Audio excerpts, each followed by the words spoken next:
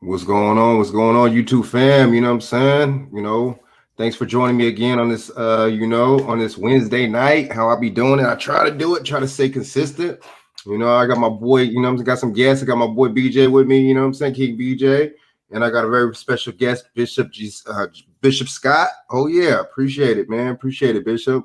Thank you. Thank you both for having me. I love being a part of this group. Always do. I like what you say. I like what you're about. And I count it a privilege just to be a part of you just for a little while. Cool, man. It's a privilege for you being here, man. You know what I'm saying? Definitely, man. We definitely need some wisdom over here, Definitely. Oh, yeah. Because that's what this world needs, especially this United of the States, this US of this A. We need some more wisdom. We need more knowledge, and for some cases, in our situation, we definitely need more economics. So, yeah, man. I like what you said the other day when you said we're so preoccupied with entertaining that we don't even look at economics as being the pivotal thing that will make a difference in our lives. You have to have that bag. There's no doubt about it. You have to have the bag. I don't care. You can have all the voting power you need to. Look, like you were saying, 88% of African Americans voted for Joe Biden. And what is he giving the 88%? Not even talking about us, because I didn't vote for him. But even the 88% that did vote for him. But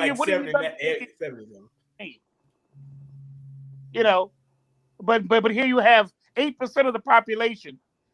Most of them didn't even vote for you. And yet within a year, you give them a bill, an Asian hate bill. And they make up 8% of the population. They don't even vote near as much as we do. Mm. And yet you give them immediately something, promise us nothing, tell our leaders to wait, because by 2030, the Latin Americans will be in power, will be the majority, and we need to go to them for our problems. Well, in the meantime, what, my brother? In the meantime, you're sitting in the White House. This ain't 2030 yet. You didn't wait to 2030 to do something for the Asians. You didn't wait to 2030 to help the Afghans. You didn't wait to 2030 to bring millions of South Americans and Central Americans up to America through the borders. You didn't wait to 2030 for that. You did that immediately. That's something you did. Because right now you're in power. Talk about some 2030. This is only 2021. They're about 10 years from now. Once again, wait. We're supposed to always wait. And even our own folks said, give them time. Give them time. Telling us, once again, even our own people, wait. We've had Democrats. We've had Republicans in that White House. We still waiting. Still waiting. For what? You're not going to get no reparations under them. You're not going to get any economic advancement, a true economic boost under them. You're not going to get out the ghetto. Your ghetto is going to remain a ghetto as long as you're in it. If you wait for them, they'll get you more on food stamps and welfare. They'll make sure you stay on that so they can dictate and determine your future. They'll do that. You're still the most unemployed folk in the nation. Nobody worried about that. People coming in now going to take more of our jobs. Nobody worried about that. They ain't worried about that. Because that's the blocking vote they want to take over our blocking vote. They want to make it so that we're insignificant. That they don't have to depend on us anymore. Joe Biden can now depend on his Latinos that he brings into the country. He can depend on the Afghans. He's thinking about 2024, whether he or another Democrat runs. They're thinking about victory then. And by this time, you can bet your bottom dollar, by the time 2024 comes, all those folk going to be U.S. citizens. That's true. You can bet your bottom dollar next 4 years. Those Latinos that are coming from South and Central America, the Afghans coming from Middle East, they're all going to be able to vote by 2024. You watch. And then they won't vote anymore. They don't need no Jim Clyburn no more. Because they don't want no Jim Clyburn. They want Abdul. Well, Frank, the topic is what? About the CDC, right? No, CBC. Keep on saying the CDC. Keep getting mixed up. The CBC, right? Black Caucus. So what's the topic? What the CDC, do they fight for us or everybody else? That's the topic? Man, that's the topic, man. Yeah, man. Yeah, Bishop is spitting, man. So, okay, let me say what's up to, people in the chat. Pioneer and Sunlight, how y'all doing? These two, man. These two. What's going on? And Pioneer said they're 8% of the population, but they are growing. And Pioneer also said, the Asian population is growing like the Latino population, but most major cities, Afro-American population has been shrinking for the last 30 years. And he also said they are bringing Afghanis in plane loads in order to replace the people that got kicked out of their homes when the moratorium expired. Damn, that is what a coincidence how they're doing that. And then the moratorium expired and EDD. Shaq Messenger? You said yeah. You want me to send? I'll send it. You said Shaq? Yeah. I'll send him another one. I'll send him. What's the name? But yeah, can y'all still hear me? But yeah, it's not that's a good point. And see, this is the thing. Okay, since the topic, what is the CBC doing? What are they doing? You know what I'm saying? I'm gonna show y'all right now, man. We'll see what these people are doing. Oh.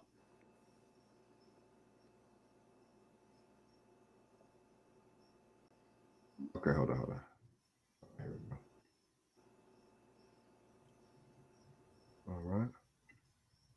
All right. Boom. All right. Sorry about that, y'all. And then what are they doing? So we're gonna see what these people doing, man. I got some little information right here going on, man. I got some info on these people, man. You know what I'm saying? Okay. So all right. So okay. So these cats right here, man. Let's go on. I'm gonna go. This is last year. So they're talking about the CDC going in on police reform, right? Sorry about that. Let me share. So they're focusing on police reform, right? So let's watch this real quick. Has anything changed in policing? And I have to say yes, and it's changed for the better. There are standards, there are inspectors general, there are actual investigations now, chokeholds have been banned.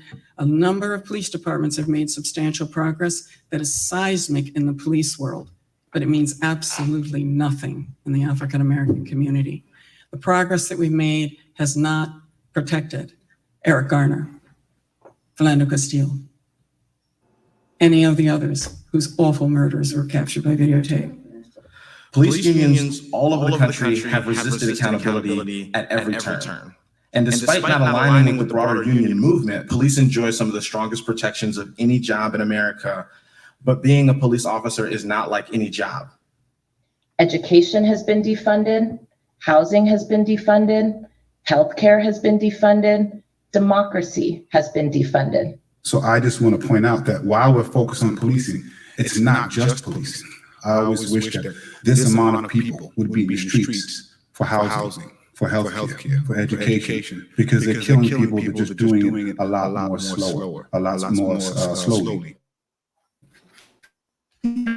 Over 100 years, way over 100 years, that black folks have been raising this issue, have been marching about this issue, but still in 2020, we find ourselves dealing with the same situation, but I am hopeful that it's a moment of inflection for our country and that we'll actually be able to bring about some significant change.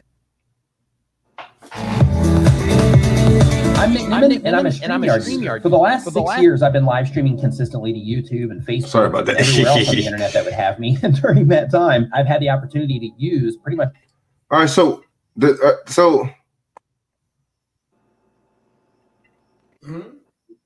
Shaq. What's going on? So okay, so the thing is, so that was the Shaq. What's going on, man?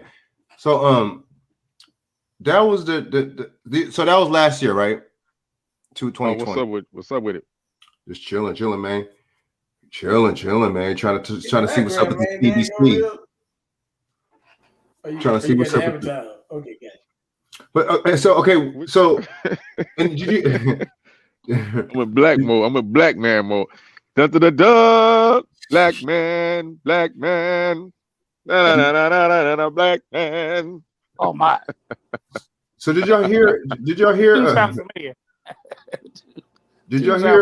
lady? The lady, she said The lady with the short hair, I think Karen Bash, she said, you know, we've been talking about this issue for 100 years. We've been going through marching and stuff 100 years. See, that's the problem, though.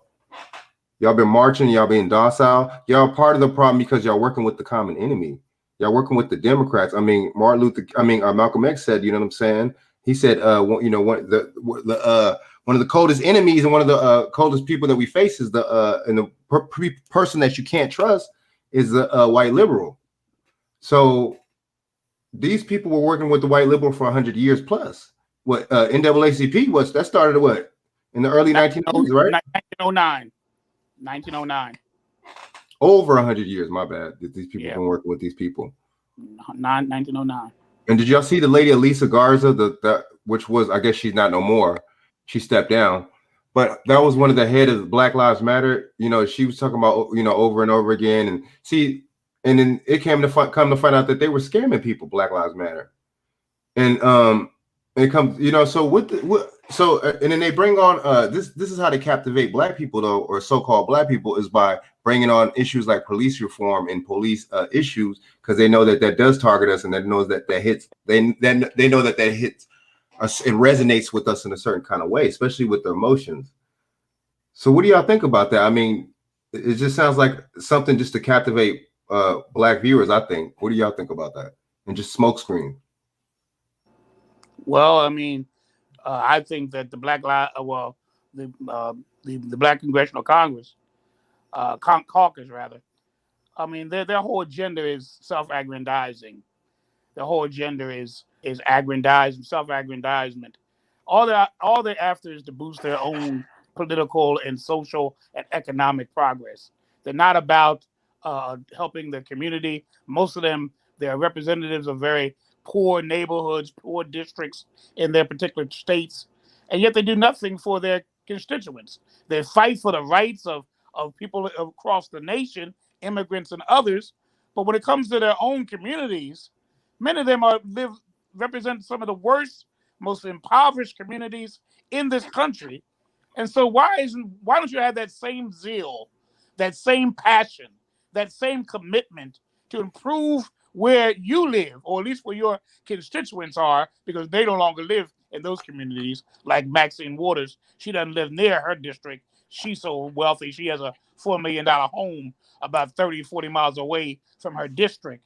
You know, but nevertheless, you're not representing your people, yet you stand up there talking about the immigrants, you're talking about the LGBT community, you're talking about other groups that you are advocating for vehemently. And yet your own people that actually put you in Washington, D.C., gave you that congressional seat that you've been sitting in for over 30 years. Over and over again, they keep on electing you because you sound good on TV and it looks like you're concerned about the nation. But it used to be an old saying, charity begins at home. It begins at home. It don't begin in Washington. It begins in L.A., or it begins in Baltimore, or it begins in Philadelphia, or Chicago, or Dallas, or Houston, or wherever you may live, Richmond, or wherever you may be. That's where your passion should be, at home first, and then you go abroad. And what they're doing is they're trying to get into a national scene so they can be nationally known, and therefore nationally popular and nationally independent and wealthy. And they don't care about the poverty of the very people that put them in office, which I think is a travesty. And I indict the people that continuously put people like her, James Clyburn, and the rest of them back in office over and over again when they do nothing for their community. And what we see, one little Black person about, well, he helped my child go to school. Oh, whoop-de-doo. Whoop-de-doo. That's why you vote for him, but he helped your child get into the University of South Carolina, or get into one of them called Stanford over there in California. Is that why you vote? Because of your own? Once again, everybody's worrying about their own thing. You're not even worrying about the community at all.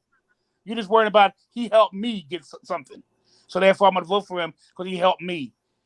Doesn't do anything for my community, not even my neighbor, but he helped me. Our priorities are so twisted, it's a shame. BJ, what you think, man? Sound like a sympathy party. Didn't it sound like some it sounded like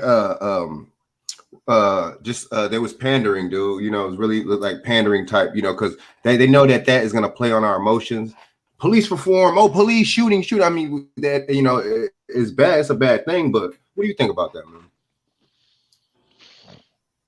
Well, I look at, more so in the case of who writing the script. Because they talking about police reform. What about the 1,000 other issues you got? See, a lot of these people, what you call one issue candidates, that's what they're running on, right? Yep. But I'm just gonna be dead honest with you. I'm more concerned about what the FDA trying to do right now than the police department. I'm just telling you. Hey, look, man. I'm just saying, man. I got more people dying from high fructose corn syrup, diabetes, lead in the water than probably any police department right now. You can stay that stuff overnight, man. I'm worried about these bandits. Shoot, the new police department is Big Pharma. Ain't in the military no more. Big Pharma seems like to me. So, hey, look, man. But you know what's mighty funny though? The same CDC, the same CBC, right, is endorsing the same CDC that's pushing, believe it or not, and y'all ain't gonna believe this. Remember they say, we for integration, right? You lying bastards. You for racial integration to dilute people's bloodlines. But you really for segregation because you're pushing for the CDC to segregate those who haven't been vaccinated. Shaq, what do you think, man? What's your take on that? You claim you were civil rights, but you're really not. What's your take on it, Shaq?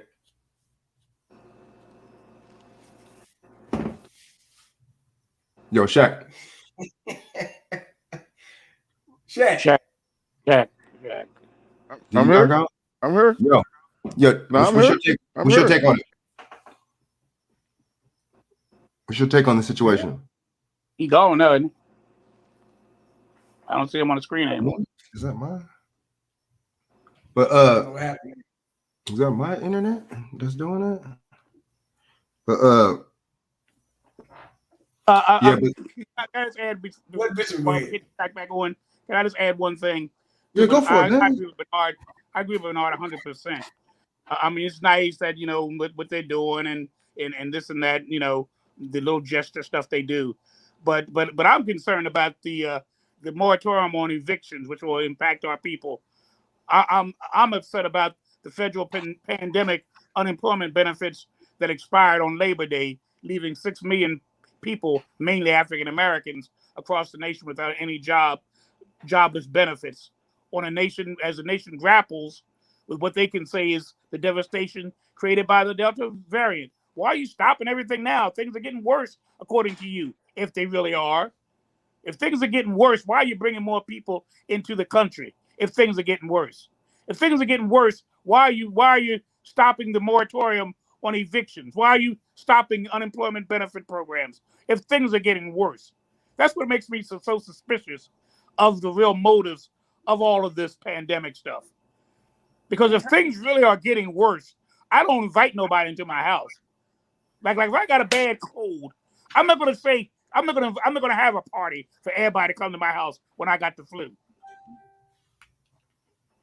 Right? You don't invite me. I can't entertain you. Why would you?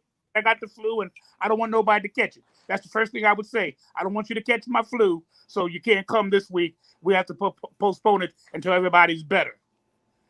They bringing them in by thousands. They don't care. They're bringing them in from the South by thousands. Central America and South America by the thousands. Really by the millions. But we got a pandemic. And you're inviting people into your house. What kind of article I sent you last night? Yeah, I saw it too. Yep, I read it today. 21,000 years of coronaviruses, which let me know that all they doing is a bunch of bull crap they spitting out. I'll pull it up right now. Hold up. for the 21,000 years of coronaviruses. This came up. So they keep telling you. And then you got the little leprechaun Fauci. They don't find that I told y'all a year ago about this doctor named Dr. Ralph Bird. And it came up exactly like I said, that him and Fauci were working in that daggone lab in Chapel Hill, North Carolina, and working with 2 Chinese scientists to put that virus in Wuhan. That actually came up in the information. And like I told you, the page is 528 pages long. It's a document. Like I said, you probably read 8. You might need to get a panel of probably about 35 people to read the whole thing they did. You read 30, he read 30, and somebody else read or chop that thing down to size. And everybody get their word in off that, because that's a long document. But the proof is in the pudding. And I told you, Bishop, if it was up to me, I told Bishop last year, I'm going to research it. And I said, I'm fine. I told him I'm not always right, but about 95%, I'm almost spot on. And I told Bishop, when I get the information, I always send it to him. Yo, you do. I got so much stuff about proof and documentation, not nobody's word, documentation. Not opinion, documentation. That's a difference. My opinion means nothing. Documentation means everything. When I can document what I say. Well, sorry about that, y'all. Let me say something about opinion. They say opinions is like assholes, everybody got one, but documents is paperwork, transactions, and words and everything, what you wrote down. Right. Matter of fact, that's why I said, when I see these people on the television screen, you can say anything. Yeah, say anything. But then what I do is, and I want people to start doing this more, the people that's saying it, right? Mm-hmm. Go look and see what board this person's under, who they really working for. Kamala Harris' husband was a lawyer at Merck. Merck is one of the big pharmaceutical companies. Don't you think that daggone Merck got something to do with this? Pharmaceutical company, right? I didn't know that, dude. I didn't know that. Conflict of interest. And he's also an entertainment lawyer, too, right? Yeah, he's an entertainment. I knew he was an entertainment lawyer. I knew that. And he represents entertainers. So, really, to tell you the truth, the news really, these days ain't nothing but a bunch of entertainment anyway, right? You know, I know Shaq down there in the Dallas Fort Worth area, they're going to have, what is it, Dallas Cowboys and Tampa Bay Buccaneers playing. You know, they're going to get hyped to see the Dallas Cowboys and Buccaneers playing. Like me and Bishop said he might watch a baseball game every now and then, but come on, people. I mean, we can't look at a baseball game as the order of the day. Right. There you go. That's the point. Enjoy yourself. Watch baseball. Watch football. Watch basketball. There's nothing wrong with that. But when we put those persons that play those sports as if they're some kind of experts about life and about where we're going as a people, I think that's where we get mixed up. We're so wrapped up into like Frank was saying the other day, into this entertainment, having fun and enjoying life, and somebody running the football or throwing the baseball or whatever. We're so wrapped up into that we're not even about anything for real. This should be a viralness of this program. This should go viral. Something like this should go viral. People should be watching this. They're watching right now some stupid thing on TV about some woman kissing a man and a man kissing a man and a woman kissing a woman. That's what we're all about now. They get a million views. Million views by socially conscious and even supposed to be religious folk. They'll watch that faithfully. Oh, it's Wednesday night. I gotta watch. I gotta watch the Oval. I gotta watch the Oval. I gotta watch Sisters. I gotta watch whatever foolishness you're about watching. I don't watch none of that crap. Wow. It don't mean nothing. Good. Or mother on TikTok twerking with her daughter, a little 5-year-old daughter twerking together. That'll go viral. Oh, that's gonna go viral. Oh yeah. Or 2 girls fighting each other. 2 black sisters fighting each other. Well, you get millions of views. Hits on top of hits. But here we are talking about the survival of our race. And if you get 50, you're doing good. Doesn't make any sense to me. Doesn't make a bit of sense to me. Bishop, I'm gonna read these comments real quick. I'm gonna read these comments real quick, and I'm gonna let Shaq go a little bit more. Okay, so the Asian, Pioneer said the Asians are smart collectively. I ain't mad at them for what they should be for what we should be doing, sticking together, gaffling up businesses, and trying to make laws and favors for them. True. beware of people that are encouraging you to do stuff that never works. True. That's what them Democrats and them liberals do. Bishop is correct. Most of them aren't black folks, people collectively, but a lot of them so personally, but they'll fight for non-black rights occasionally because these people will make them do it. That's true. That's true. That's true. And then he also said donation of money. I guess you're talking about with the and then preach. And he said preach. Like BJ said, many of the so-called integration was a trick to dilute the bloodline. They did that with Native Americans. And then Pioneer said preach. Bishop. We gonna say Shaq? No, see, I'm still stuck on this. Oh man, I don't know, man. I'm still confused on who is who for real. I mean, because it's been such a stolen identity theft probably for over the last 5,000 years, probably longer than that. It's just it's really baffling, man. That's you know what I mean? That's true. And then really baffling. He said, preach, Bishop. Preach. He said, things are worse. He said, now than a year ago. You would think that they since things are increasing, benefits are shutting. They would be. He said benefits and shutting things down left and right. What's really going on? I don't see why they're letting these kids go back. I mean, it's a good thing that they're letting the kids go back to school. I think, but it's I don't get it. Why they shut the schools down last year, and then they talk about there's like 10 more variants right now. But they claim that the virus is raging. However, I see more people on the streets and malls and traffic now than I seen 2 years ago. Where are these mysterious people popping up from? Pioneer's burnt. I'm telling you, Pioneer, be on it, dude. Pioneer, boy. This program is too intellectual. You have to, yeah, it is too intellectual for a lot of people, dude. A lot of people don't have what's the name? Their attention span is hella short too. The people, this is just too intellectual. You got to be able to figure things out, keep things with the show. Okay. That's what it is. These fools want entertainment and that tickles their emotions. We can be out in the club all night long. So it's not attention span. We can dance all night long, baby, into the morning. So it's not attention span. It's what you're paying attention to. That's true. That's true. It's what you're paying attention to. I see people in baseball games, overtime, triple overtime. Ain't nobody moved a muscle. 4 or 5 hours. Ain't nobody moved a muscle. You stay on this program an hour and a half. People ready to, well, that's too long. I can't sit up here and listen to that all night long. But you listen to everything else. Come on, people. Hey, Bishop, we got to put it in the same format. We got put it in basketball format. Let me call myself Shaq Scott. Let me throw my analytics shit. Okay, the ages is I'm the doing Lakers. it. Come on. Hey, the ages is the Boston Celtics. We the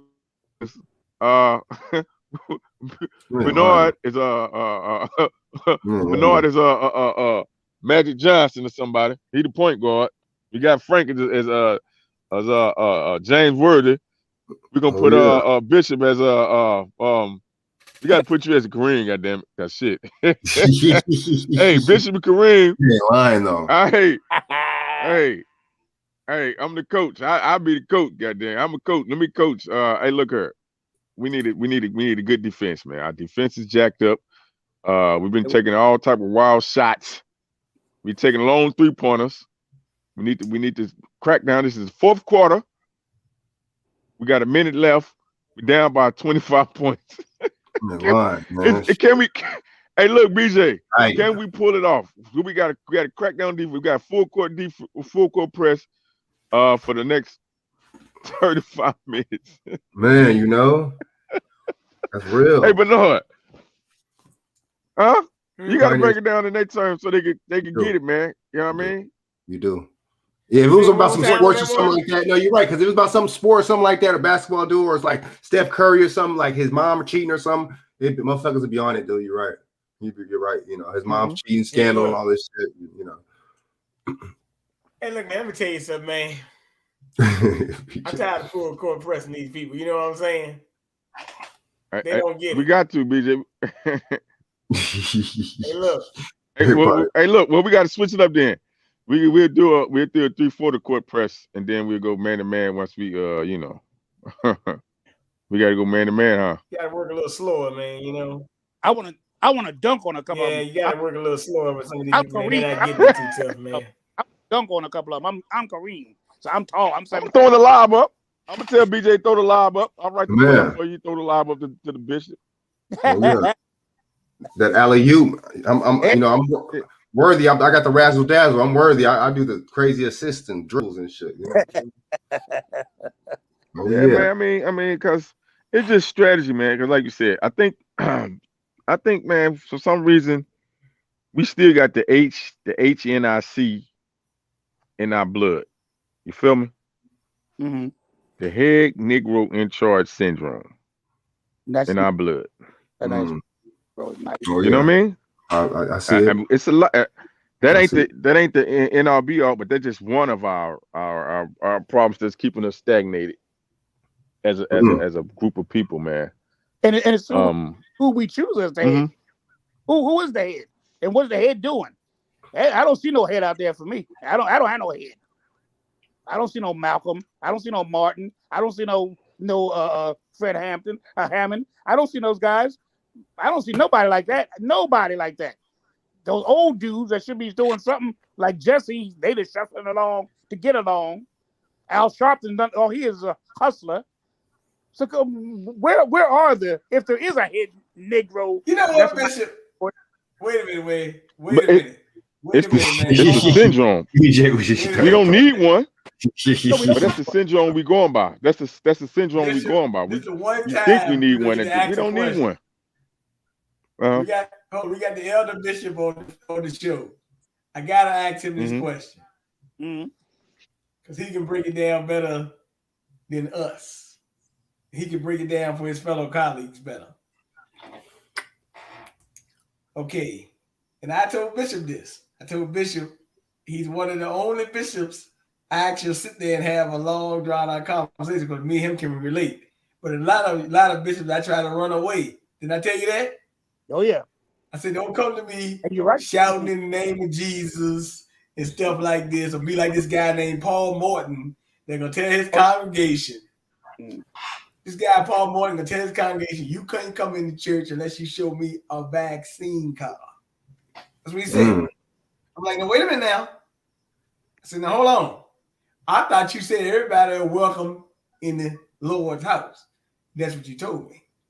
But obviously, you didn't mean that neither. See, a lot of people get into this spiritual, intellectual masturbation crap. Preachers too. My Lord. And you be like, dang. I mean, first of all, Al Sharpton, they say here Reverend, right? Yeah. I ain't see Al Sharpton in no church, man. I'm just asking you. I see him on TV. Oh, damn. He never passed the church. Huh? He never passed the church ever. But okay, that's fine. Reverend Jesse Jackson, right? Yeah. Okay.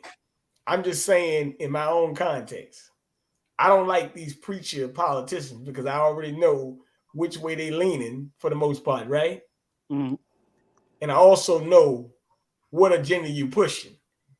And if you represent that Democratic platform of today, even some parts of it yesteryear, but today, and their number one priority is LGBTQ, you don't need to be in my face because you actually daggone hypocritical to what you've been preaching to be in it. Well, matter of fact, you know what? I take that back. You ain't being hypocritical. You know why? Because you're not even talking about it anymore. So I take that back. You used to talk about it. But Bernard, now you're not. That's the HNIC syndrome. Hey, boss. No, you didn't switch up. You took that really Obama and Bush. First of all, Bush and then Obama with that faith-based initiative crap. You took that deal, and then you went in your, and then after the faith-based initiative, and Bishop, you can attest to this because you've been around way longer than us. Just go look at the number of preachers that became millionaires out of this faith-based initiative. Just go look at it. Oh yeah. You'll be starting to find out how many of them became millionaires. Yeah. T.D. Jakes, Morton, Long, Eddie Long. I'm gonna go on and on and on. The Bryan boy, Jamal Bryan. I can go on and they're all millionaires. You got and this is what I'm saying, Bishop. I really don't like these big, super big congregations of those people because these people, I'm just saying it out there, they're not exactly great examples to follow. Actually, really, to be honest with you, I mean, you know, in certain places, if you peddling the nonsense they doing, they be run down the street. I mean, it is what it is. So, but I do, you know, just ask you because you are Bishop, but you actually come with some practical information, right? So we can't call you a pimp. And if you know, hey, look, I'm gonna be dead on with you. You done sent me some donations before, right? Thank you very much. I know TD Jakes ain't sending you a goddamn thing. He ain't sent me a goddamn thing. He ain't sent Frank Gifts, donations, gifts. In fact, let me say this. In fact, just one time when I was pastoring, we had asked him to come to preach for us. Now he knew I was a small congregation. I was no 30 some thousand people. He knew we had about 100 people, good 100 people. But I said, you know, I have him. You know what he was going to charge? $5,000. That's not counting his room and board. That's not counting. We also had to pay for his staff coming with him. He don't come by himself. He has an entourage to come with him. We had to pay. I said, man, if I had that kind of money with these 100 little people and me, what do you think? Where do you think we're going to get? Well, what you need to do is get the whole city, all the churches in the city, to come together. So together you all can do it. I said, forget it. If I got to pay $5,000 for a preacher to come over here, plus his entourage, plus his meals, plus his hotel thing, I'd be talking about $10,000 all total. I'm not getting no city. I ain't getting no church. I ain't getting nobody. I'm certainly not going to do it. I can't do it. And I'm not going to get everybody together. He said, well, you're Philadelphia. You got a whole lot of churches, 10,000 member churches. You get them people to partner up with you and get it done. I said, forget it. I'll get a local little preacher. I'll preach the thing myself. I ended up preaching myself. I said, heck with this. I ain't paying no $5,000 plus room and board, plus your entourage, plus this. And I said, heck with that. Your entourage. What are you talking about, entourage? Well, I got this person. I got my secretary. I got my assistant pastor. I got my man in waiting. You know how they always do. The guy that carries the Bible, his robe, and all that mess. I said, well, you need to bring them on your own. You don't need to me to pay for that. Somebody's carrying your Bible. Nobody carrying my Bible. And that's TD Jakes? You talking about TD Jakes? TD Jakes, oh yeah. Pick me, boss. Mm-hmm. Pick me, boss. Put me in the head. A little bit of money they ask for it. Come on, boss. You pick ask me, for boss. that, and you do a service for me. See what they say to you. Oh, they'll do it, but you had to pay. Ain't no doing it out of charity. Put me in charge, boss. I get them Negroes straight. Pick me, boss. I know that.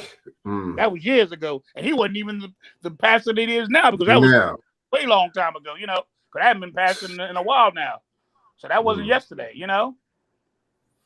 And then Pioneer said, Frank, try to experiment, make a headline saying that you're going to do a live about relationships on how to pimp women and see how many clicks you would get. I know that's true. On your next live, that's true. He said, I'm different. I'm attracted to black folks who talk sense, come up with ideas, and benefit the community. Like Bishop said, I can read books and listen to brothers dropping science for hours. That's true. Man, I love seeking knowledge so much.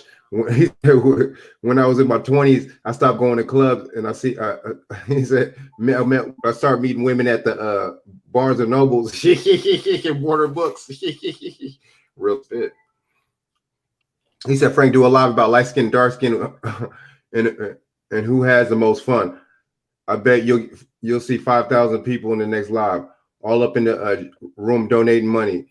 Anything causing division. That's true. Yep, trashing each other. They love to trash. Oh, the light-skinned woman, she looks so beautiful. Oh, she exotic. Oh, the black woman, she angry black. Oh yeah. Oh yeah. Oh yeah. You already know. A lot of our people are self-hating and self-destructive, addicted to drama, negativity, fighting, two brothers beefing, and apologize. The ratings go down. Keep the beefs going. Most of these preachers are ex-pimps or ex-would-be pimps.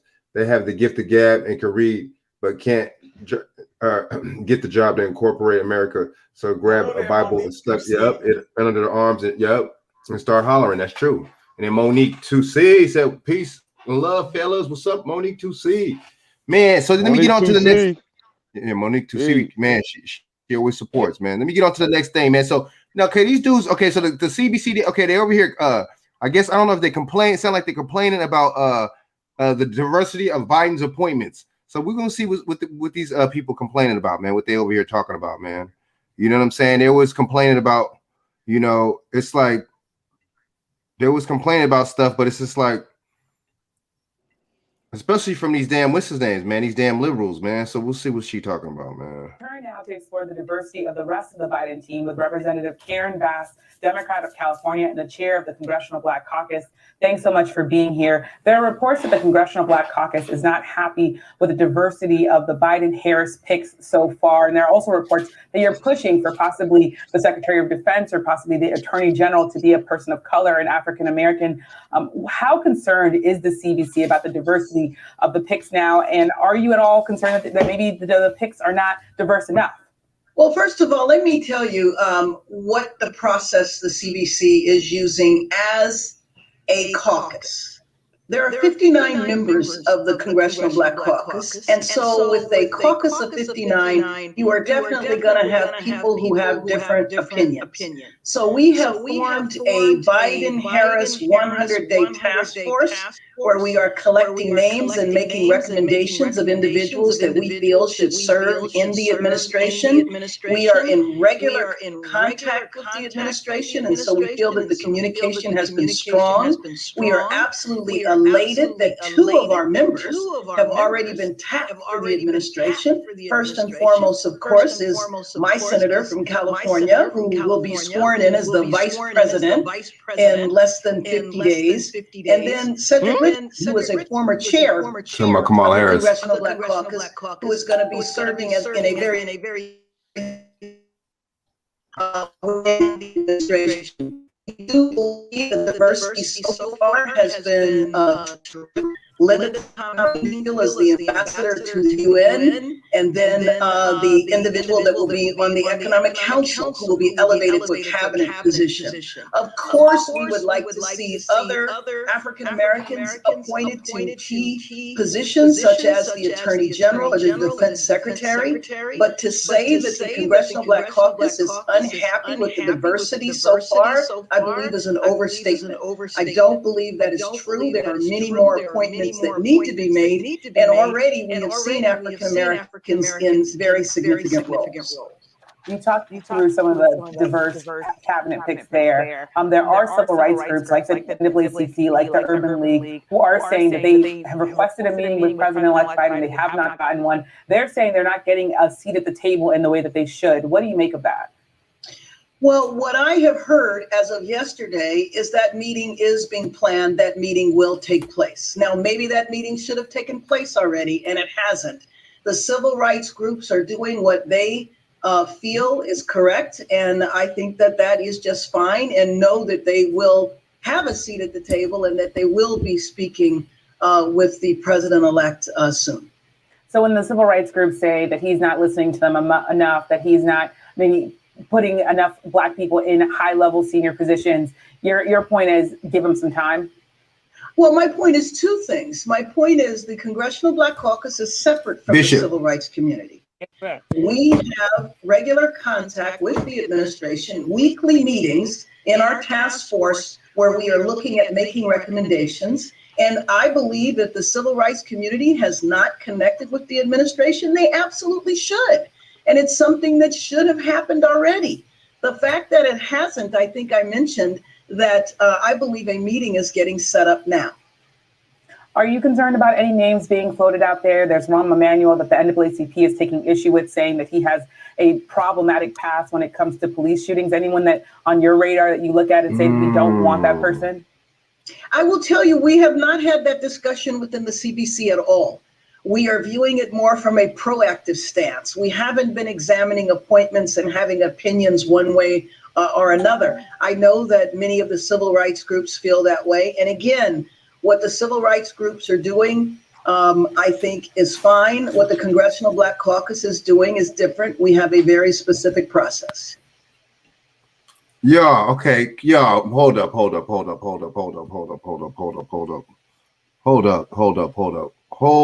That's what, okay, Bishop, since I said your name first, let me let you go, man. Let me let you go first. Because she said what, Bishop, she said what you just said, your talking point. She said, give them some time. Once again, wait. We're supposed to wait again. and it's our own folk that's telling us to wait. Once again, I like what the commentator was trying to get to, and I see how she dodges a lot of things and deflects on a lot of things that she should be addressing directly. But once again, she's talking about, we need to wait, we need to do this, we need to do that, we need to, it's a deflection. Exactly what it is. It's a deflection. You don't want to answer the question because you know that the administration or the CBC has any plans to do anything differently than what they're doing. Now, if you would have asked her something about immigration, she would have given you the whole shamil, the whole breakdown of what we're going to do and how we're going to respond and what, all of that. But when it comes to African Americans, who she's supposed to be not just representing, but she's supposed to be in actuality herself, it's always dodging and bobbing and weaving. Boy, they have a good way of dodging the question. I remember Jim Clyburn did the same thing when he was asked about reparations. He dodged and weaved and bucked, did this and did that. Never addressed it. They never addressed anything about us directly. They have no plans for us. None. Nada. Net. Nothing. And if we keep on sending them up there, there are going to be no plans for us forever. Keep on sending those guys up there. Keep on sending them up there and expect them to change Bishop, their mind. This thing works for them. This works for them. Yeah, that's the setup, though, Bishop. Yeah. Put them in certain positions, right? Right. People that supposedly look like us, but guess what? They don't think like us. They don't have, because I tell you, it keep telling you, it's the HNIC syndrome. It's put me in charge. Right. It's the fear of us being on an equal level. Some of them in that position don't even want to be want us to be on the same equal level as them. They want to be ahead of us. Oh yeah. So they want to be the standouts. So they want to be the standouts. So they'll say, no, all those people down there, they good. They don't need no equal rights. They good. They got enough. They doing all right. They're doing okay. They're doing okay. And they know better. Because all we want is be able to have equal ability to be prosperous in this country, like everybody else have. It ain't complaining. It ain't begging for shit. It's saying I just want to have equal opportunity to be successful and have a success. You know what I mean? Exactly. What's so hard about that? But I don't think we want to get it from them. And like you said earlier, Jack, you said it completely correctly. We're not going to get it from them. And let me tell you the truth. No community really gets it from them. They get their own stuff together. That's what I'm saying. They get their own people together and they unify and they make things happen. On my city block alone, I have 4 businesses on this block, and it runs from 14th Street all the way to 32nd Street. And one Asian family owns 4 of the businesses on this block. 4.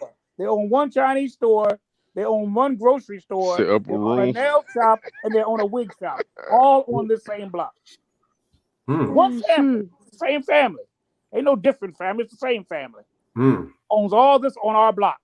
And we go to each and every one of them. I want Chinese food, I go to the Chinese store. I want to get a loaf of bread, I go to the Chinese grocery. I want to get my nails done, I go to the nail shop. Owned by the Chinese again. I mean, that's what they do. They collectively come. And look, they're bringing their folk all the way from China here. Here, you and I are living right next door to each other. And we can't get ourselves together. They can raise money to Chinese over here. We can't even raise 2 cents to get you from across the street over to my side of the street. You know what, Bishop? I think that was kind of the point that this cat pioneer in the chat was saying. He said we keep saying he said I keep saying that we can't lay all the blame on the black politicians. We as grassroots bear some of the responsibility because we haven't come up with a solid, sound agenda to present to those in office. And stand on it. And stand on it. Be an example. Like I said, you remember we had on Judge Brown show. Remember when that the 100-year commemoration of Tulsa, Oklahoma? Yeah, I was on that show. Remember, I said, okay, if because we got enough rich people, millionaires. I said, if we start to show value in ourselves and start to fund and put money up for ourselves, if we would have set a fund up to put started a reparations fund for those people, those Tulsa, Oklahoma, that would have made, you know how bad that would have made the government look like? They would have had to throw some chips in the pot. So you got to know how to play starters. You got to know how to strategize out here. That's true. That's true. You know what I mean? We got enough billionaires. We got to start valuing ourselves. See, if we don't value ourselves, they definitely don't value us. Give no value. They give no. But we don't value ourselves as a group of people. I keep saying we group tricking. We group trick. We buy everybody else stuff and the group participate as a group. But when it comes time to participate as a group to build some up for us substantially, build any type of institution, it crumbles. Every community that succeeds has to have a bank, a grocery store, a bank, a grocery store, a school, and a third. What's the fourth one? What is it? Hospital. There's 4 things Hospital. in the community. What do you say? Hospital, probably. Hospital, right? Hospital. Exactly. Security, defense, some type of security force, whatever it is. Cyber, it's definitely cyber now, but you definitely got to have security forces. Yeah, because that you can't leave that out. You can't leave that out. And Pioneer says, as people, we need to be more just against. They just have us the against people. I just said it like that. He said something different. Something against Trump, against racism, against police brutality. We need to be for something. We need to have a plan with goals. That is true. I like it. Dude. That's true. Pioneer be. And the sad part about it, that's right, true, bro. Our don't likes are what the white man don't like. Our don't likes. They tell us white man Trump did not do anything that bad for us. He did nothing worse than any other president. And I'm not even a Trump fan. But to be honest with you, he didn't do any less and maybe a little bit more than people like Obama and Biden and all the rest of them, Clinton and all the rest of them. He has not done. I'm talking about from us. Now, you talking about some white thing? No, he wasn't about the LGBT community. That's not us. He was going at them in the Mexican. He was going at them in the Mexican. It wasn't about immigration. That's not us. That's not us. But we fight everybody else's battle and even make an enemy of somebody who's not fighting against us. He's not fighting against us. But we make him our enemy because he's fighting against all them other groups that say we need to join them and fight him too. And so now we hate Trump. And now we cry when Biden wins and Trump loses on nationwide TV. We cry, oh, finally, democracy's back in play. Everything will be good again. Oh, come on, man. I'm talking about that Jones dude crying like a baby because this man won. Come on. Right. Journalist. You don't know anything about the man's history? Van Jones. Yeah, Van Jones, right, exactly. And old Lemon did the same thing, old Don Lemon. Lemon drops. I call it lemon drop. Breakaway where? Where we gonna go? Where the plan at? Where we gonna break away and go to where? I feel you, but break away and go where? Is that a strategy? Well, take back our neighborhoods, first of all. That's the first thing we need to start doing. Yeah, we didn't pay taxes to that shit. Even with Umar Johnson, right? Now, he's talking about building a school. We already paid money in taxes to these damn public schools. Why not take them back over? Go bum rush them and take them over. Hey, we paid money in tax. We paid money in taxes for these public schools, man. Ain't no sense he need to raise no funds to build up nothing whole, nothing raggedy. We already paid taxes in these schools. Go back in our neighborhoods and demand that we start to build our schools back up the way we want them. Shit, we pay taxes for it already. We didn't pay for that already. Them schools already. Yeah. BJ, what you got to say, BJ? I think Shaq is 100% right about taking that tax money back at the public schools. And let me tell you why.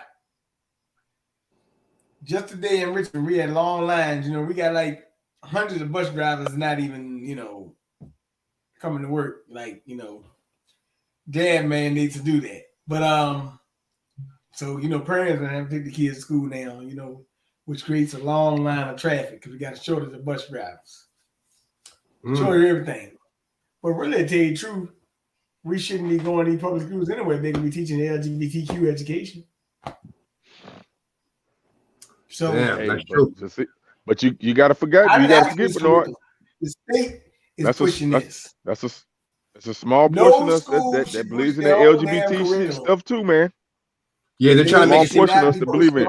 Yeah, they're trying to parents are supposed to decide the curriculum, not no damn not the school. So would you say that, BJ? Would you say that you think the parents need to get more involved in like the parent teacher associations and stuff like that? What would you say? You think that's the parent? That's the parents in the school district? When I was coming along, we all were part of that parent teacher association. Even with my child, she was born in the 80s. I was there for everything. When I was pastoring, I was there for everything. Every school board meeting, every commissioner meeting, every city council meeting. These are the meetings we need to be sitting in. We need to be voicing our opinions. And things were changed. Things were adjusted. You know, we have, our communities are torn down, run down, and all the rest of that. But we don't go to no city council meeting. So we wonder why the other areas that had the white folk, they have beautiful trees and it's all clean and the trash pickup is conscientiously done twice a week. And here you can barely get somebody to come down here once a week if you're lucky. And they don't really do a good job. They just throw it in the bag. If the bag breaks and more stuff falls out, ain't nobody picking it up because we don't demand anything. We never demand anything. Whether you're talking about local government, whether you're talking about state government, whether you're talking about federal government, we demand nothing. And that's why we get nothing. We don't have nothing to make it ourselves, like the Chinese and some others who have their own bag. We don't have a bag, and we don't demand nothing from people who do have a bag. Damn. When the last time we demanded anything? Whether it's Biden, Trump, we didn't demand nothing from none of them. Obama either. We didn't see. That's a good. No, we didn't know. We were so happy to get a black man. Hey, Bishop. Yeah. We counseled Bill Cosby and R. Kelly. We did that. Oh yeah, we did that. Oh yeah, we did that, didn't we? We did that. Hey, we flexed our muscle on that, didn't we? Yeah, but we flexed our muscle on that, didn't we? We put in the office of president a pedophile too. We put a pedophile in the White House. A Dixiecrat racist? Put one right back in there. And that's down Bill Cosby, down to R. Kelly. We put a white racist and a white pedophile in office to be president of the United States. What kind of mess? Hey, Bishop, we pretty much so-called counseled the black man. Oh yeah, pretty much did that. We did that. We flexed our muscle on that. We always against ourselves. Damn, dude, we did cancel the black man. We wonder why we don't have nothing. Let me get to some. Okay, sorry about the Bishop. Okay, so look. Okay, so the last slot I played was basically to get to the my thing is I'm playing these thing from these CBC people to see like listen to the stuff they're complaining about. This is the issues that these motherfuckers are worried about. She worried about some diversity shit for the next fucking person that they pick for Congress or some shit like that. Who gives a fuck if they pick more black people, Biden pick more black people or whatever the fuck? Who cares? That's not gonna do. See, you see how they do it? That's not gonna do nothing for wealth building. That's not gonna do for nothing for me and you everyday black people. You know what I'm saying? You see, it's always some bullshit. It's always they want to sit next to white mommy and daddy. They want to some more black motherfuckers to sit next to white mommy and daddy. Hey Frank, and you know what bothers me? Now we got a Secretary of Defense. He's black, right? Mm-hmm. We had the last month. We've had a major transition in the military in terms of pulling out of Afghanistan and all that. When have you seen him talk about it? Good point. Remember all the white ones doing Vietnam?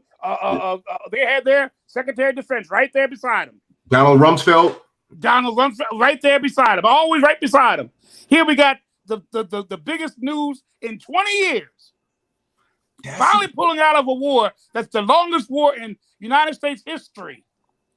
And the Secretary of Defense says is not beside the president, not even nowhere near it. He certainly ain't speaking on nothing. If he does, he's standing there beside the president. One time they had him standing, and he was so far to the left of the president, you didn't know he was right there. Now, that's your tokenism That's your gesture. Yeah, you got the Secretary of Defense. He's black. But when it came to the biggest news item in the history of America, ending a 20-year war, the Secretary of Defense was nowhere to be found. You see that? And see, okay, that's a good point you just brought up. Didn't you just hear the last little segment? They said something about picking, who Biden picks. We have a black Secretary of Defense. Like you just said, we haven't heard this dude talk about Taliban, anything yet. Nope. We haven't even really seen them put him out there like that yet. That's a good point. We just seen a slide of them complaining about black people in office. A black man in office, they don't even show the motherfucker. A lot of people don't even know. Black people, whoever, don't even know there's a black Secretary of Defense anyway. No. Right. But during the Bush and all that era, all this Clinton, all these motherfuckers, Rumsfeld, all these motherfuckers, you see what I'm saying? That's a good point, Bishop. That was real good. I never even thought about that, man. Every Secretary of Defense standing right there, he actually speaks. But this Secretary of Defense, this secretary wasn't even present to say nothing about the Taliban, Afghanistan, about his own troops. He's the Secretary of Defense. Why don't you say what we're going to do with our troops? How we're going to pull them out? He didn't say a murmuring word. And the one time he did stand, he was so far to the left, you didn't even know he was there with the president. Damn, bitch. BJ, what you got to say before I show this other slide, man? It's just pathetic. But go ahead and show it. All right, let's see what this. Okay, now this right here, she is I guess she's one of the president of the CBC with something, right? But this is the thing with this chick. So this is the talk. Okay, so I found out that the what's his name had something to do with there was certain congresspeople in office back then that in 68 they pushed it and they didn't get it past till 83. So let's hear what she's from the CBC. Let's hear what she got to say. What she think about it. Later to be with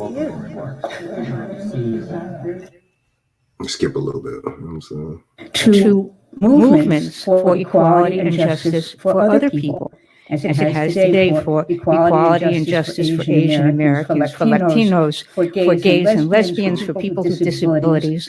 In other words, our concept of what equality means changes from time to time, grows from time to time, and that's fine. But we need great leaders to remind us how it must grow. And in that way, certainly, Dr. Martin Luther King was as important to the United States as the founders and the writers of the Constitution, with whose names we are all familiar. So we are delighted to present this program in honor of Dr. Martin Luther King and of the day, the federal holiday that now bears his name. And with that, I'll turn the program over to Don Wolfensberger.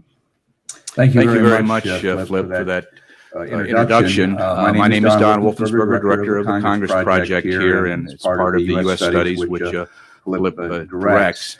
We started out in June of '99, bringing members of Congress to the Wilson Center. Each party, usually a scholar that writes a paper on a particular policy issue and a journalist that covers the Hill, and then we mix things up and try and flesh out how the policy process really works, as opposed to those little charts that you saw in your civics book.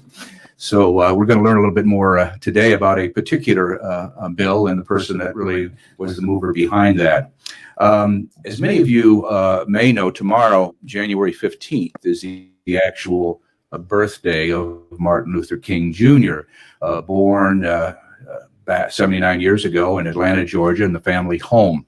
And it's not until next Monday, though, the third Monday in January, that we commemorate the federal holiday. Congress did that for a variety of reasons, but perhaps Mr. Conyers will enlighten us on that. But his original bill had January 15th for the federal holiday. I'm not going to get into any of the history of that because I did a introductory essay for this program that details a little bit of the legislative history, and that is in your handout and also available. Each of our presenters gives their take on the. Going to get down there and find out about it, because Dr. King and SCLC would send people up to collect funds in primarily New York, Los Angeles, Chicago, and Detroit. And they were very modest funds, to be sure. But I always managed to see them when they were in Detroit, when Dr. King himself couldn't come. Andrew Young would come, Ralph Abernathy would come, and others. And I was obsessed with what was going on in this activity. My father was a representative for the United Automobile Workers in Detroit, whose headquarters were there. And so I had a feeling about working people and ending discrimination and organizing, collective bargaining, the idea of people having a voice with their employers as to the terms of their employment and wages and working conditions. And it was in that sense I felt a comradeship with Dr. King. I soon met him and his family, his kids, his wife, Coretta Scott King, Stanley Levinson, Abernathy, and many of the ministers who were activists from all over the country, Andrew Young in particular. And I quickly formed a relationship with them. It was exciting, exhilarating, and one of the things that don't seem to be acknowledged sufficiently is that there was a lot of non-understanding and reluctance to support Dr. King. It's easy to get the impression that he had a lot of people behind him, or that he was widely accepted, even in the African American community. That was not the case at all. There was great debates going on about what he was doing and why he was doing it, and what would happen. The civil rights leaders met with Dr. King to urge him not to do what they had heard that he was thinking about doing. He had gone to India and with Nehru studied Mahatma Gandhi and this theory of nonviolent protest. And he and his wife had come back imbued with this new strategy of starting this or restarting the struggle against racism and segregation in a new and different way, and that he was going to start it in the South, and that he was going to use the theory of nonviolent protest as a way of doing that. And the heads of the then existing organizations pleaded with him. NAACP, Urban League,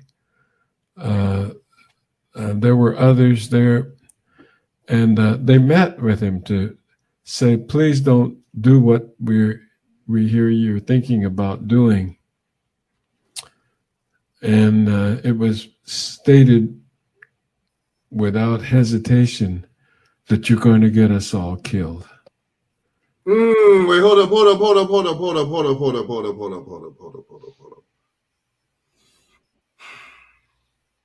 How would they? Well, how they kind of like guessed it on Martin Luther King, huh? Why would they mention anything about anybody getting killed? And then Martin Luther King gets killed, right? But my thing, we gonna say? I was gonna say I remember those days very well. He was not popular. He was popular during a period of time when he was talking about integration and other things of that nature, working closely with, once again, Lyndon Baines Johnson, the president at the time, and They moved the Civil Rights Act and the Voting Rights Act and the Fair Housing Act. Everyone was somewhat kumbaya with him. But when he turned his attention towards Vietnam, when he turned his attention towards the North and their racism, claiming that there was just as much racism in the North and in the South, it may not have been as overt, but it was certainly there. And he pointed it out. He went to the cities. When he started doing the poor people's marches and was dealing with economics, when he started demanding that check, he said, I'm coming to Washington, D.C. this time, not to talk about immigration, but to collect my check.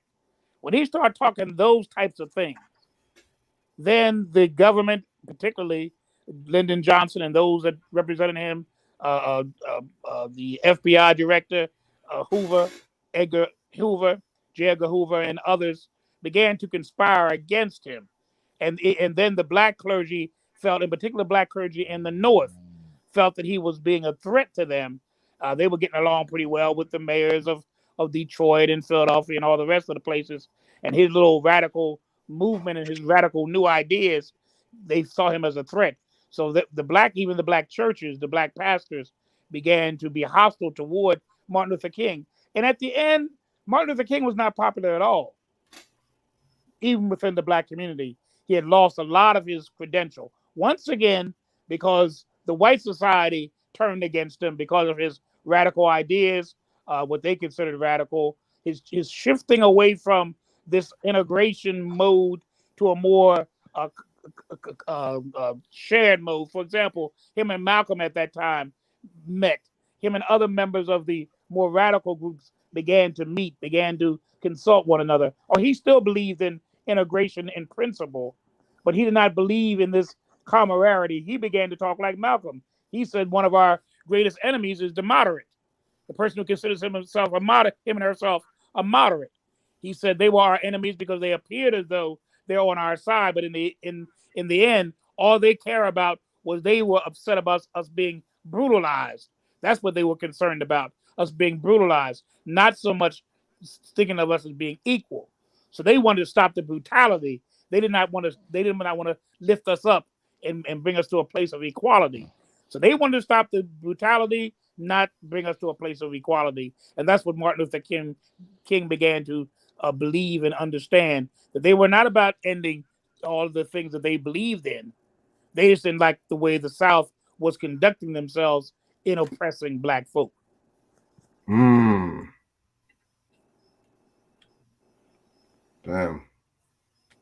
I would like to see what these men would have been if they would have lived. I always say none of them lived to be 40.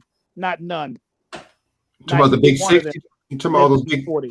Talking about the big six? All of them? Yeah. None of them lived. If you think about it, Medgar Evers, Malcolm X, Fred Hampton, Martin Luther King, none of those guys lived to be 40 years old. Not 40, not let alone 50. They were still young men, 39. Hampton was 21. These men were young men. And they began to shift their beliefs. You know, Malcolm began to shift his. Malcolm began to shift his.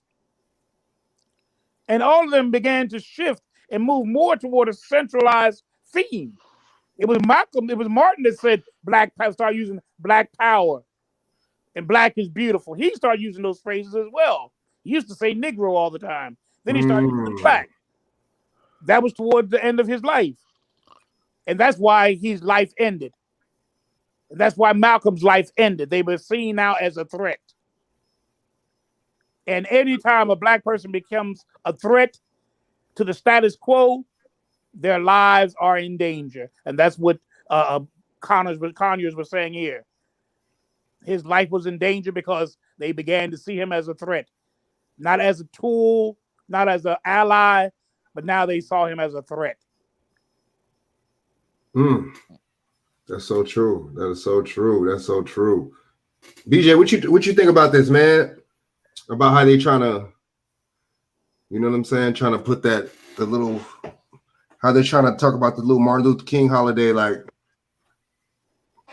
what you think about man, you that? know what man? I think about it, man. I think it's BS. You know the deal. Don't they always try to suck you in with the holiday and all that? Symbolism. Juneteenth, this holiday, that holiday. Dude, I'm tired of Holiday, because Holiday give money to corporations. That's right. Hey, make them rich. People need the money. That's what they say. You know, it stopped with all the psyops y'all running. Bishop, you had a show earlier, and I told you that a lot of people say they're not having electricity, and Rhonda was talking about the power grid and stuff. And I said, they say what you gonna do when the grid goes down. Right. Right now, it look like the grid about to go down on us for real. They sensitive information. You know, we have problem with our phones, censorship, and all that. So, you know, hey, look, man, what you gonna do for Black Friday when Dad gonna tell people, hey, you can't come in the store without a card, right? So I just look at it in this context of so many words. You can have a holiday down here in Richmond Day, they took down a statue. So what? Who cares? You got a statue. What you gonna do after that? Everybody likes symbolism and gestures. I don't like symbolism because symbols only there for us for a quick minute. Let me get to something. You're right, BJ. Trendy and so on fads. You got everything. Everything they do is like a fad thing, and it just goes away very quickly. You ain't lying, hey BJ. Damn, BJ. Everything's like I said last week. Everything's a trend and a fad, dude. You know what I'm saying? We take the serious stuff. We don't take serious, and the stuff that we ain't supposed to be taking, we take serious. We backwards with it. I mean, read some of these comments, and I'm going to this. This is the little document of how they stopped apartheid. The CBC. That's one of the only things they did for Black people, and that has nothing to do with me and you. That's the funny thing about it. All right, so let me try to get the rest of these dang comments, man, because they fast. You know what I'm saying? I'm glad. You know what I'm saying? We got the co-op. You know, we got this from the people in the chat. I'm glad, man. You know what I'm saying? Oh yeah. So Sunlight says complete BS. Stop lying when I was playing that video. As a people, we need more than just against something. Oh yeah, I read that one right now. And there's no meaning in the works with Biden. Biden is 1 foot in the grave and other in the nursing home. Sunlight said. And then part of Sunlight laugh out loud, getting ready for the upper room. Come on now. Oh man, and then Sunlight said, waiting for him. St. Peter waiting for him. You know, and then Sunlight said, "Damn, equal. I want more than for at least 2 days, for at least 20 years. Blacks ahead of the line, and then shut the door. She ain't lying. She ain't lying. She ain't lying. So okay, so and then Pioneer said, "Preach, Bishop. You got to make it happen yourself. Most Asians are getting around. They're not sitting around waiting on Congress. Going what Congress is going to do for them. They busy hustling sacks of rice through their door." And then Sunlight said they'd be ashamed. Ghana gave land citizenship and everything to U.S. citizens and everything. Oh yeah, that's right. They gave them to the survivors of Tulsa. That's right. I seen that. And Pioneer said, "Sunlight, excellent point. The rising tide floats and boats. Shit doesn't eliminate the inequality that already exists. We need a correction." That's true. And Monique T said all the value when they see is money. Yep, when spent with them. I want them to fear me, she said. To hell with one and the equals, to be equals to them. That hasn't got us nowhere. We need to break away from the narrative. And then Pioneer said, Bishop is on it. Too many Black folks is bashing their dislikes, you know what I'm saying? And white folks don't like. Yep, we need to decide for ourselves. That's right. That's right. You know, we need to decide for ourselves who our allies are and who our allies aren't. Not have somebody tell us who's our friend and who's our enemy. That's because true. most time they're going to tell us the wrong one is our friend and the wrong one is our enemy. That's true. And then Trump pardoned Harry O and swept out the legal so Blacks could get jobs. That's true. A lot of people ain't talking about that. Man, that's so true. When Trump was in office, I seen so many help wanted signs at these damn jobs. He was not lying. She was not lying. Okay, Lafella, they crying ass Van Jones. That nigga's a sucker, bald-headed disgrace to black manhood. If I was a senior producer, as soon as I seen his R started getting shiny, I would cut the damn cameras off. Monique to see the sunlight said exactly. Bishop said it right. Shaq in, man. Shaq, you there? Yeah, I think Shaq might be. He's resting. Yeah, I think Shaq sleep. Okay, Bishop said it right. Like 5-star general said, also wealthy white folks actually go to their school board meetings and raise all types of hell and demand things.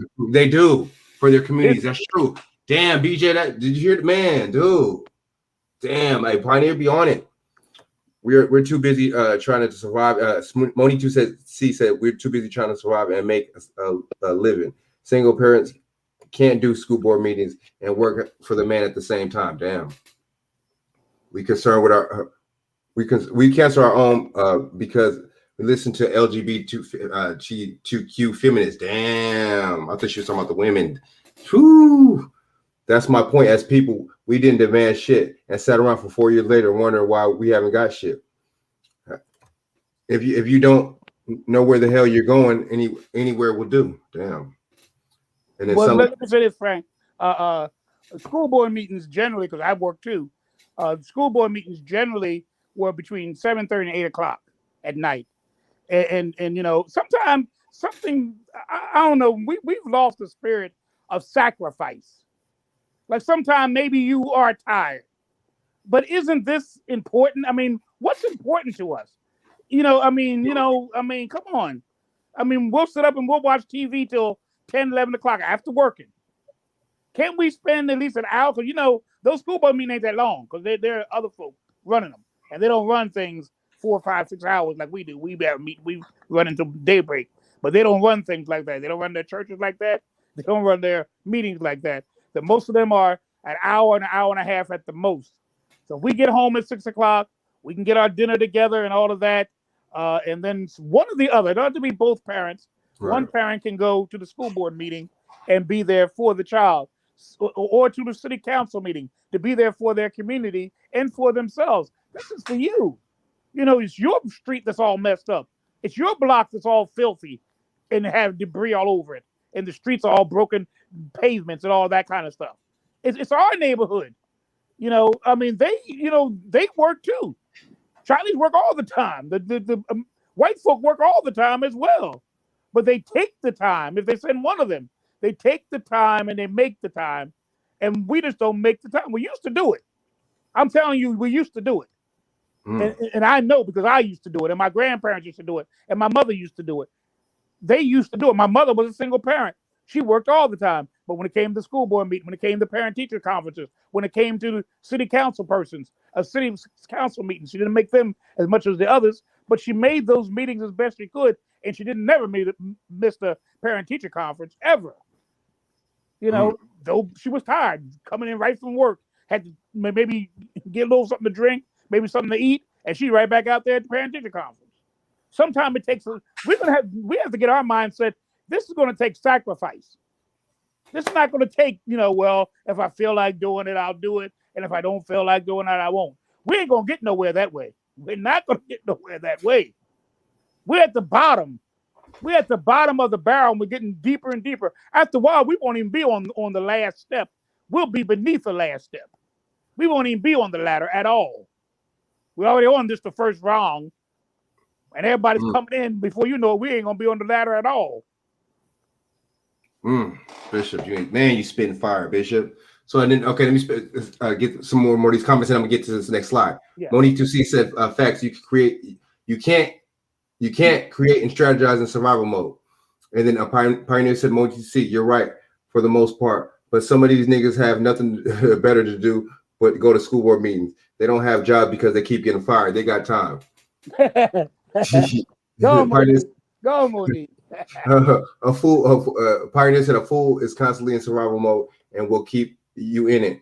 If you waste too much time trying to help him climb out the hole, he's constantly digging for himself." Damn. Secretary, and then Sunlight said the Secretary of Defense won't even address the racism in the military. When we had to pull out Army sergeant for Black Latino sergeant was harassed and and sprayed up. That's true. Crickets. That's true. That's a good one. Remember that y'all with that black like early this year, that black lieutenant got sprayed, pepper sprayed and all that by the police. Yep. She ain't lying. And then okay, and then Monique said oh yeah, she said it was like okay. And then okay, the pioneer said intelligent black folks forward vision need to unite and start building with each other. Time is running out, dragging along and dead weight being slowing down the process in the community. And then Pioneer said Michael Moore said that he remembers a kid back in '68 when he was announced that Dr. King was killed. The adults around him started clapping and cheering. Dr. Martin Luther King's position of a lot of people, a lot of things really seemed to shift after the meeting with Honorable Elijah Muhammad. I wonder what they talked about. History just repeats itself. Sunlight said, Pac, Nipsey, Hussle, etc. Or Pac, Nipsey, Hussle, etc. Oh, Judah Queen, B1. Oh, yeah. Yes, buddy. Yeah, we heard that. Okay, sometimes you have to sacrifice, but some of these niggas ain't getting sacrifice time or work because they aren't working. Too damn lazy to put the blunt cell phone down and get off the couch. Some of these pioneers said some of these clowns are scared to go up to the child school board meeting, scared somebody might give their ass some homework or they avoid school like a haunted house. And Judah Queen B1, thanks for tapping in, Judah Queen. I know I've seen you before. I'm glad you tapped in. All right, so let me play this last little slide, man. You know what I'm saying? Let's see what these dang people are talking about right here, man. And I got something else, BJ. The last little thing, BJ. And then we call it a day. We'll call it a night. All right, so let me see. Can y'all see this? Let me see. Oops. Can y'all see it? All right, move it up. You know hey, don't forget to show Bishop that document we had for Alicia if you still got it. Oh yeah, you know what? Let me get on my. I gotta get on my email. Oh yeah, let me bring that up. I'll bring that up right after this. All right. Okay. So through the history of African Americans in America, few political moments were more important than the formation of the Congressional Black Caucus. The 13 Black members of the House of Representatives found in CBC in 1969. Their goal was to establish a voice for African Americans who felt forgotten and downtrodden. One early goal of the Black Caucus was to end the apartheid South Africa. During the early years of organization, they were strife internally and externally.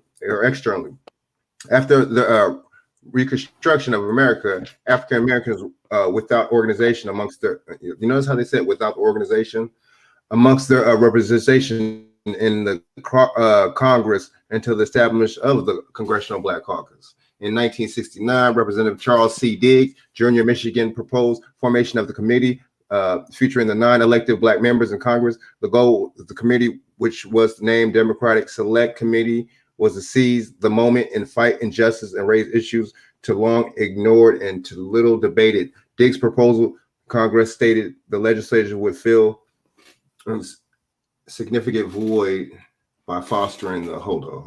I gotta hold up real quick. Where it is right here. All right, that's straight right here.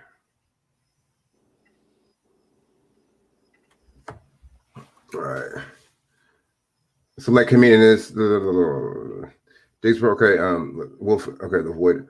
Exchange information between the Black representative House leadership. The committee set out to alter input and impact that African American interests would have on the floor in Congress. The original group consisted of Diggs, Williams, Clay Sr. of Missouri, Louis Stokes. Well, I've heard that name before.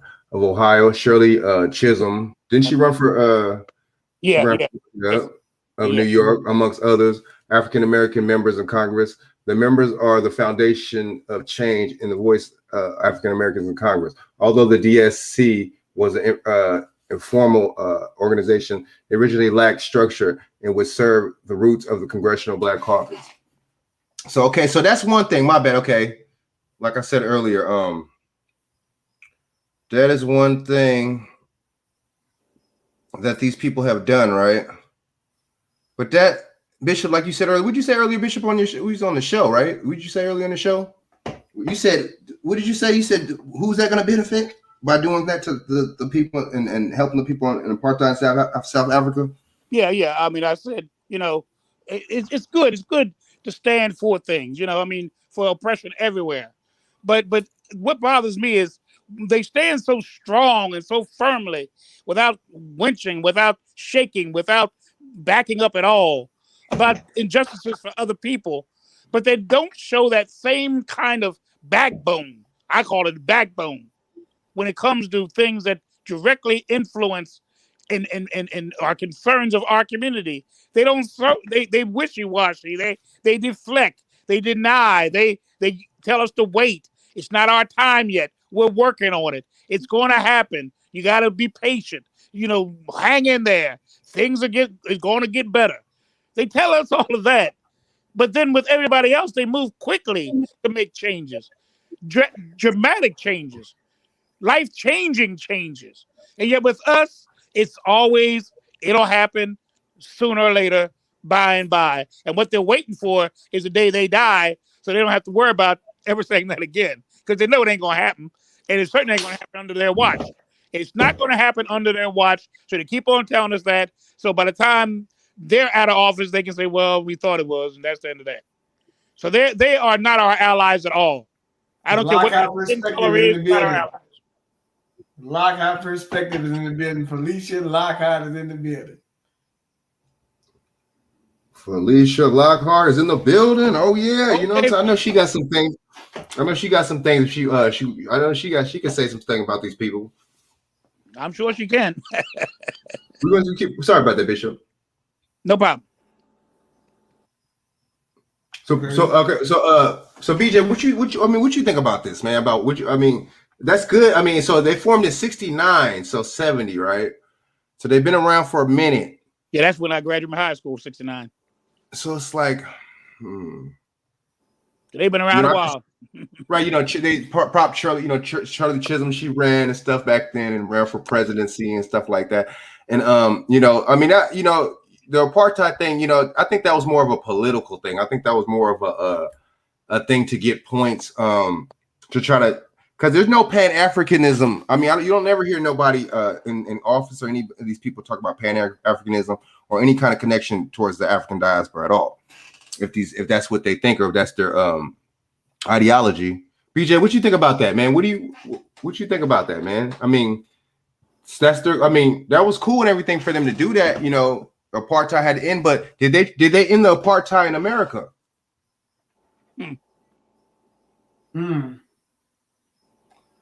Well, no, they didn't. It's still apartheid. I just told you they're trying to do big pharma apartheid. So hey, medical apartheid now, right? Hey. Shoot. I have one little concern though. Those Afghanistan people coming over are not exactly your normal people. These are more like FBI, CIA types that the government. These are government contractors, people from Afghanistan they're bringing. This ain't just like no people that's poor and decrepit. These people are actually probably well established in their own country. Notice most of them, when you hear them talk, got a British accent or something. They're not speaking Afghanistan language. Go look at that and tell me what you see. Spin, BJ, spin. Spitting. That's right. Y'all spitting fire, boy. He's right. That's a good point, dude. Because okay, we heard of contractors before. That's what Dick Cheney, Blackwater, and Halliburton, and those are contracted people. So, and then they were over there in other parts of the world. You know what I'm saying? In Iraq. So, what makes us think that it's not far-fetched to have these Afghanis that are contracted by the Americans to come over here? Does that make sense, y'all? BJ, nope. That's kind of where you was getting at, kind of BJ, right? Right? Does that make sense? You was alluding to that, right? Yeah. They switched it up.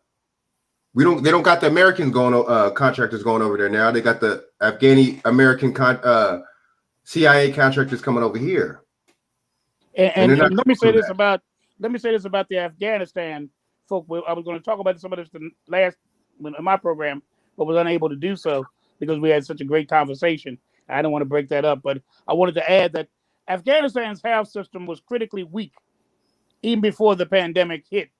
Since then, only 90,000 coronavirus tests have been conducted, with 37 returning positive results. 37,000 having positive results. But testing capacity isn't the only problem. For serious cases, there are only 300 ventilators available countrywide, bringing us to the point of how many of these people that are coming over may either be susceptible to or carrying the coronavirus.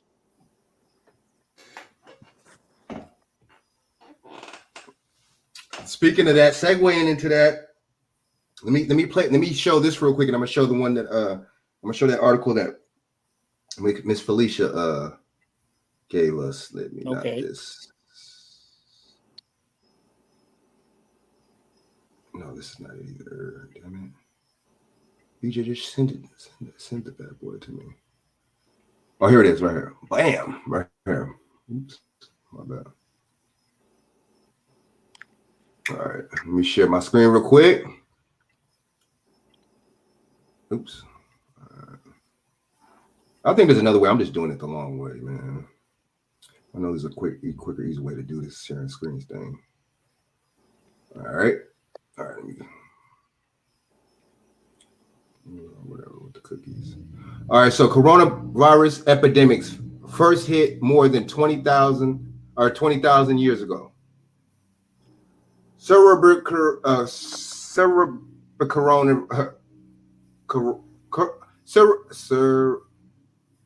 corona, whatever, right, has crossed into humans twice the last decade, leading into the deadly SARS-CoV-1 outbreak in 2002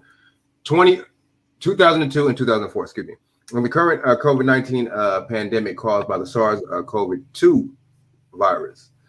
A new Oxford University study published today shows that the most recent common ancestors for these viruses existed more than 21,000 years ago, nearly 30 times older than previous estimates.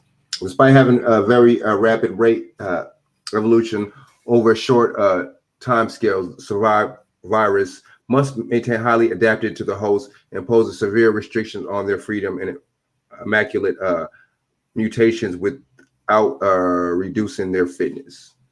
This causes apparent rate of evolution and the virus is slowed down over time. The new research for the first time successfully recreates the patterns and observes rate decay in viruses. We develop a new method that can recover an age of viruses over long time scales and current of evolutionary relativity, where the apparent rate of evolution depends on the time scale of measurement. Our estimate base of viral sequence data of more than 21,000 years ago is a remarkable concordance with a recent analysis on human genomic database and suggested infection, with the ancient coronavirus around the same time, said Mahat Ghaffari from Oxford University.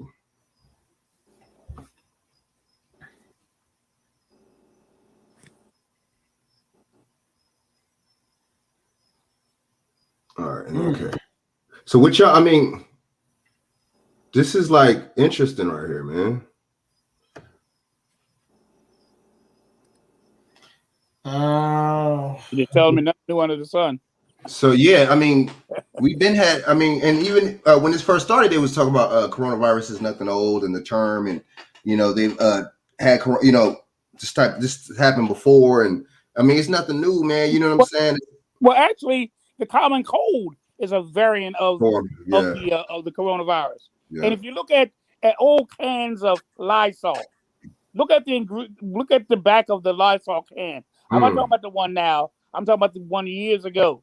You will see, as far as it mentioning some of the things that it attacks and will get rid of, you'll see the coronavirus. That's way back 20 some years ago. You'll see an old can of Lysol, and on that 20-old can, you'll see in terms of what things to get rid of. you'll see the old thing called coronavirus. So It's only what I saw about them. yeah, that's what I'm saying. The Lysol. Look on the bottom in the back, where you see what it kills and what it destroys and all of that. One of the things that it will destroy and kill is the coronavirus. So it's nothing new under the sun. It predates a lot of things, really. And if you're talking about 21,000 years ago, it almost predates mankind itself. You know what? I'm gonna show that. Damn, I'm gonna show this. Okay, BJ, let me. I'm gonna show some. BJ just send me something. I'm gonna show this, and I'm gonna show. Yeah, and I'm gonna get that document that Felicia sent, and we can close it. I'm gonna read some of these comments and we'll close it out. All right, so I gotta go on my Facebook. Damn it, I was just on the bad boy. I was just on the damn. Yeah, I just sent him something, Bishop. Okay. Yeah, man, we got to get in it. We got to get on it. Damn it, Facebook. All right. Oh, but my internet's tripping, y'all. My bad. I got like 10 screens open right now. All right.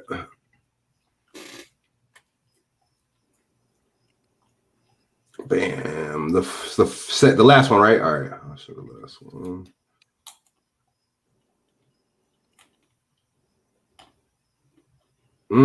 Look what's coming down the pipe. Look what's coming down the pipe. Let me share this again. I know there's another way. There's a quicker way I could do this shit. I know there is. I just don't know how to do it. Right. Look what's coming down the pipe.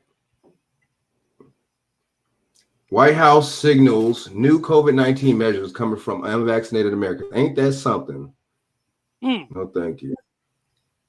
President Biden will announce Thursday new steps in his administration COVID-19 response to involve testing mandates and school measures dependent on person's vaccination status.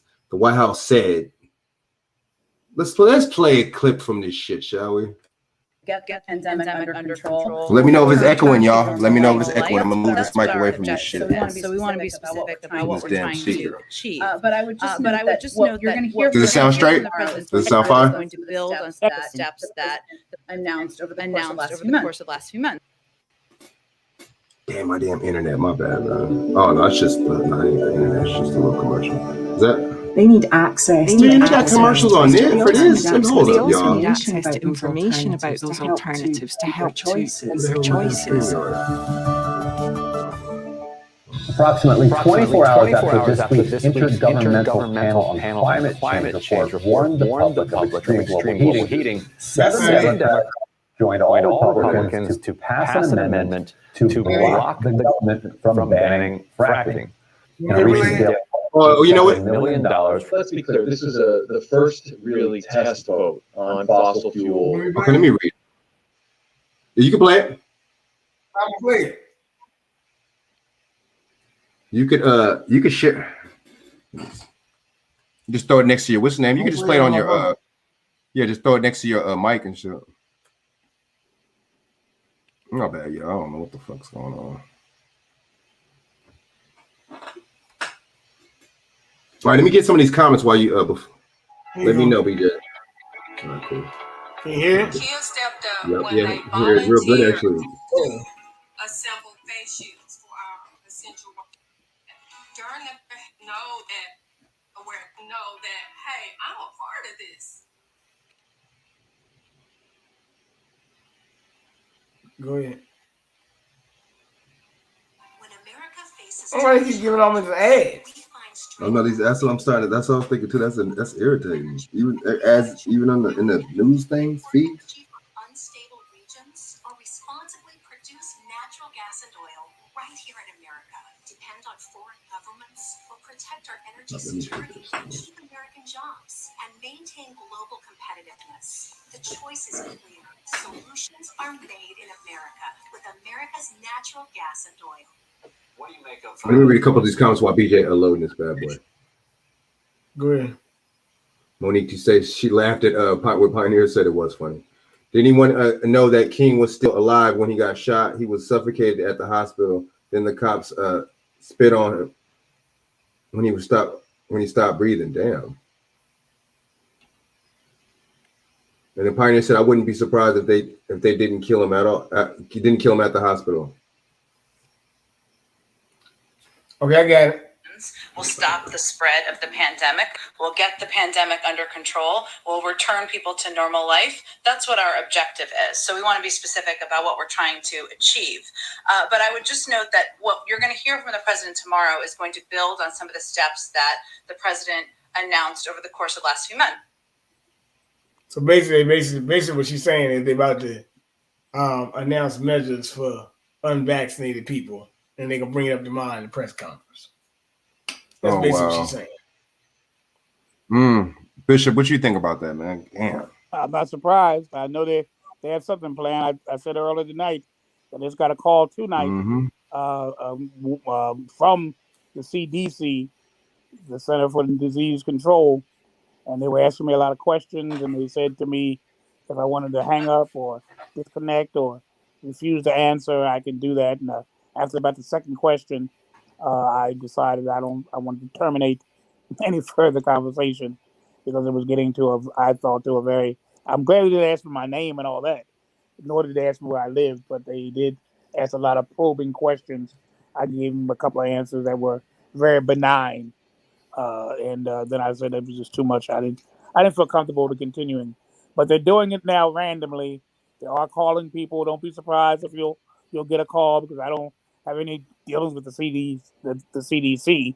So for them to call me is a random thing, and I think it's going to be done. I think you're right, Bernard. I think this is one of the ways they're going to try to get us to either acknowledge something or to pinpoint us or even to discover who we are in order to do something about it. And I would not be surprised if one day somebody would knock at the door and say, you Gerald Scott, and do it that way. So you better be ready. Well, I'm glad they didn't ask for your name because you shouldn't reveal your name to them. As soon as I saw the CDC, I knew what I wasn't going to tell them. I wasn't going to tell you my social security. Wasn't going to tell you my name. Wasn't going to tell you where I live. Name, rank, and serial number. I didn't do all that. I didn't give my name or nothing. But I wasn't going to do that. I saw that CD. I said, if they ask me that question, I'm not going to even. I'm going to hang up immediately.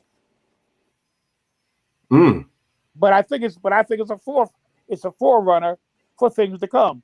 And like Bernard said in that tape implied, they're certainly going to do. He's going to say something tomorrow that will indicate that there's going to be further action that they're going to take in order to assure that these vaccines are given to everybody.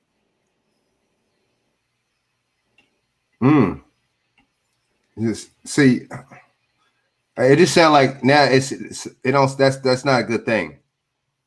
That's not a good thing, y'all. That's why we need to know. That is not a good thing. That's why we need to know about what you were saying with Felicia Lockhart was saying, the document that she has that says that the FDA did not approve this as they're trying to promote it. It still is an emergency drug even yet. It was not I'm talking about the Pfizer vaccine. You found it, Frank? I'm looking. Let me see. I think it's imperative that circulate more now than ever before, because that document may be what will stop them from coming in and just arbitrarily saying this and that. I'm going to show if they do knock on my door. Felicia says it's the one by the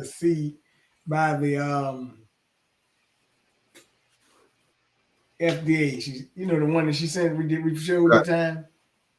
Yep. I just okay. You probably got a lot of emails. I'm on the wrong. Okay, primary. I gotta check. Oh, you know what? I mean, let me see. I probably still have it, man. You want me to send it to you again, possibly? Oh, here we go, right here. Oh, you found it? Okay, never mind. Wait, let me see. Okay, this.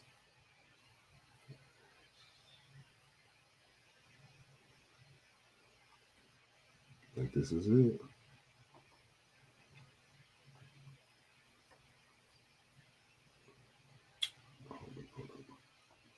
Damn, my bad, y'all. Should have had this bad boy ready already. Okay.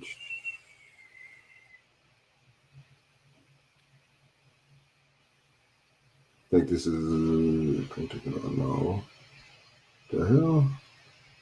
Oh, this is old right here. Hmm.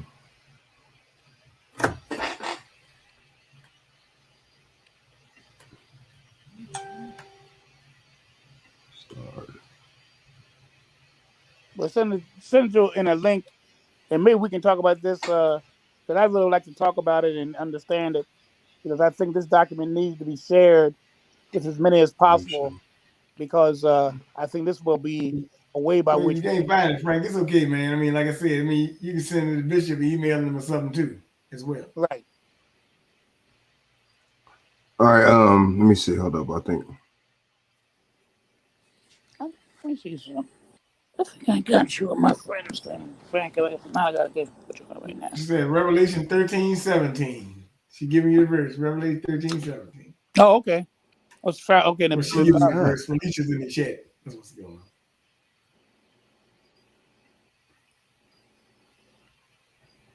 Hey, Frank. Okay. Hold up. Okay, I can get for sure. I can find it. Let me see. I think I can find it on my phone quicker than my damn computer. That's weird.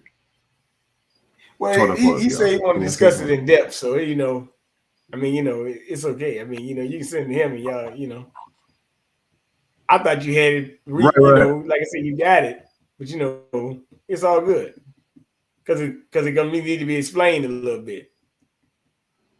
Yeah. Anyway, I'm that's just gonna true. tell you, Bishop, you just got stuff where they tell you got studies on there, the 2022 to 2023, 2024. Most of this stuff is on page 5.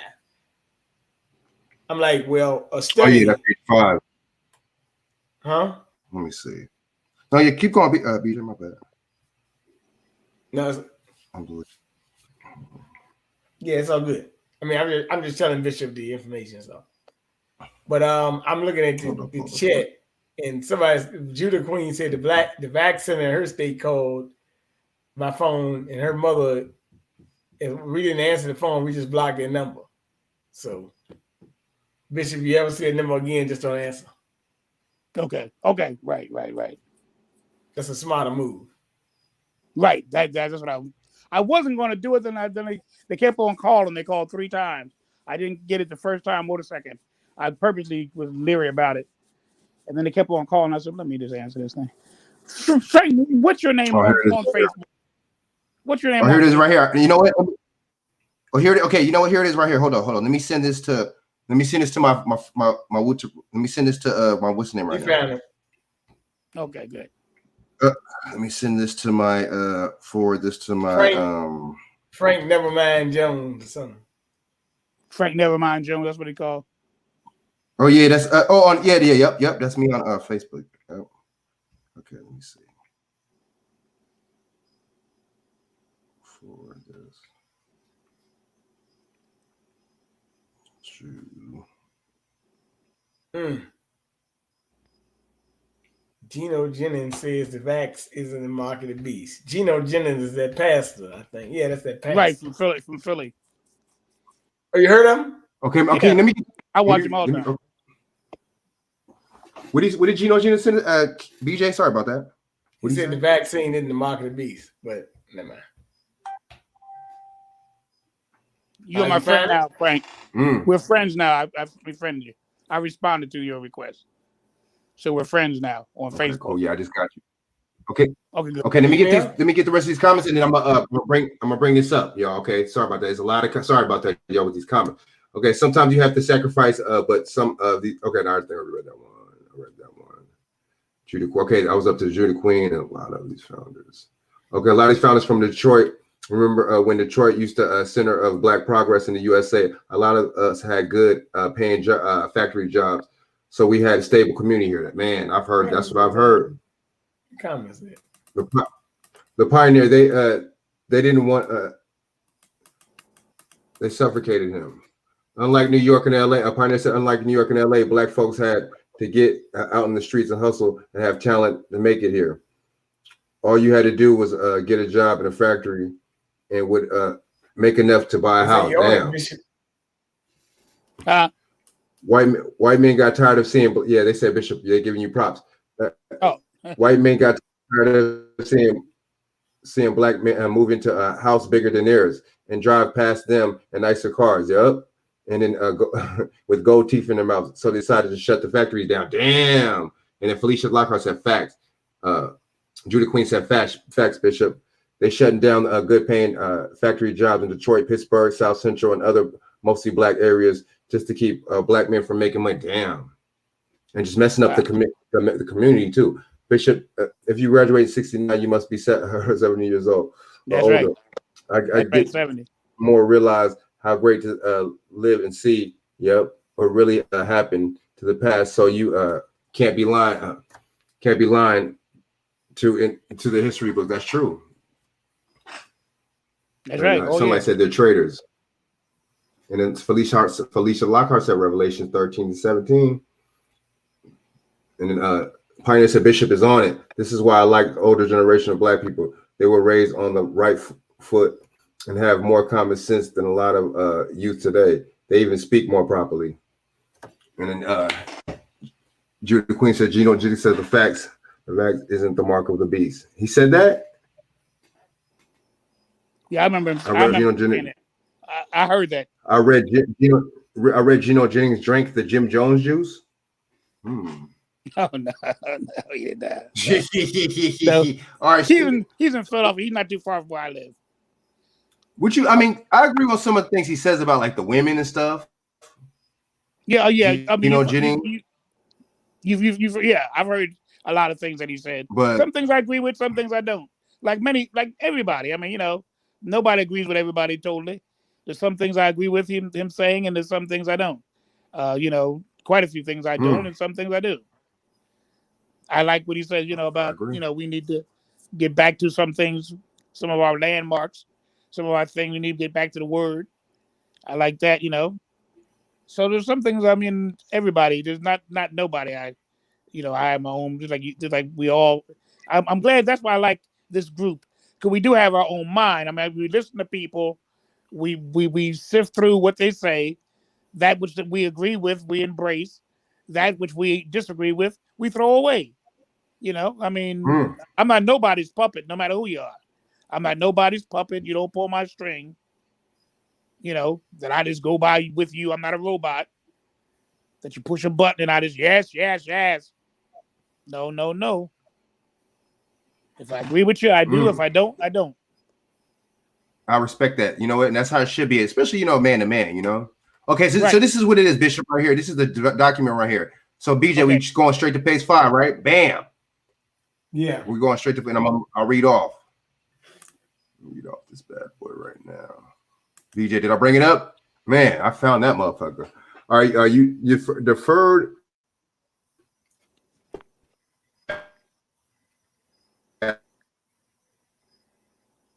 You see that, Bishop? Yeah, I see it, but I can't, Sorry about that. I can't read it. My internet acting up. Sorry about that. Well, it's telling you to label your annual report as an annual status for the postmark and study requirement commitment submit to the FDA each year within 60 calendar days. An anniversary date is letter until all requirements and commitments subject to reporting requirements under Section 506 of the FDCA are released to file fulfilled. Deferred pediatric study in children 12 to 15 years of age. That one was October 7, 2020.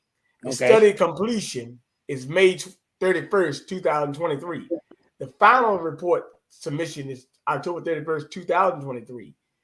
The next one is final protocol was February 8th. Study completion November 30th, 2023. Final report submission May 31st, 2024. Final report. The next one, number 3. Final protocol January 31st, 2022.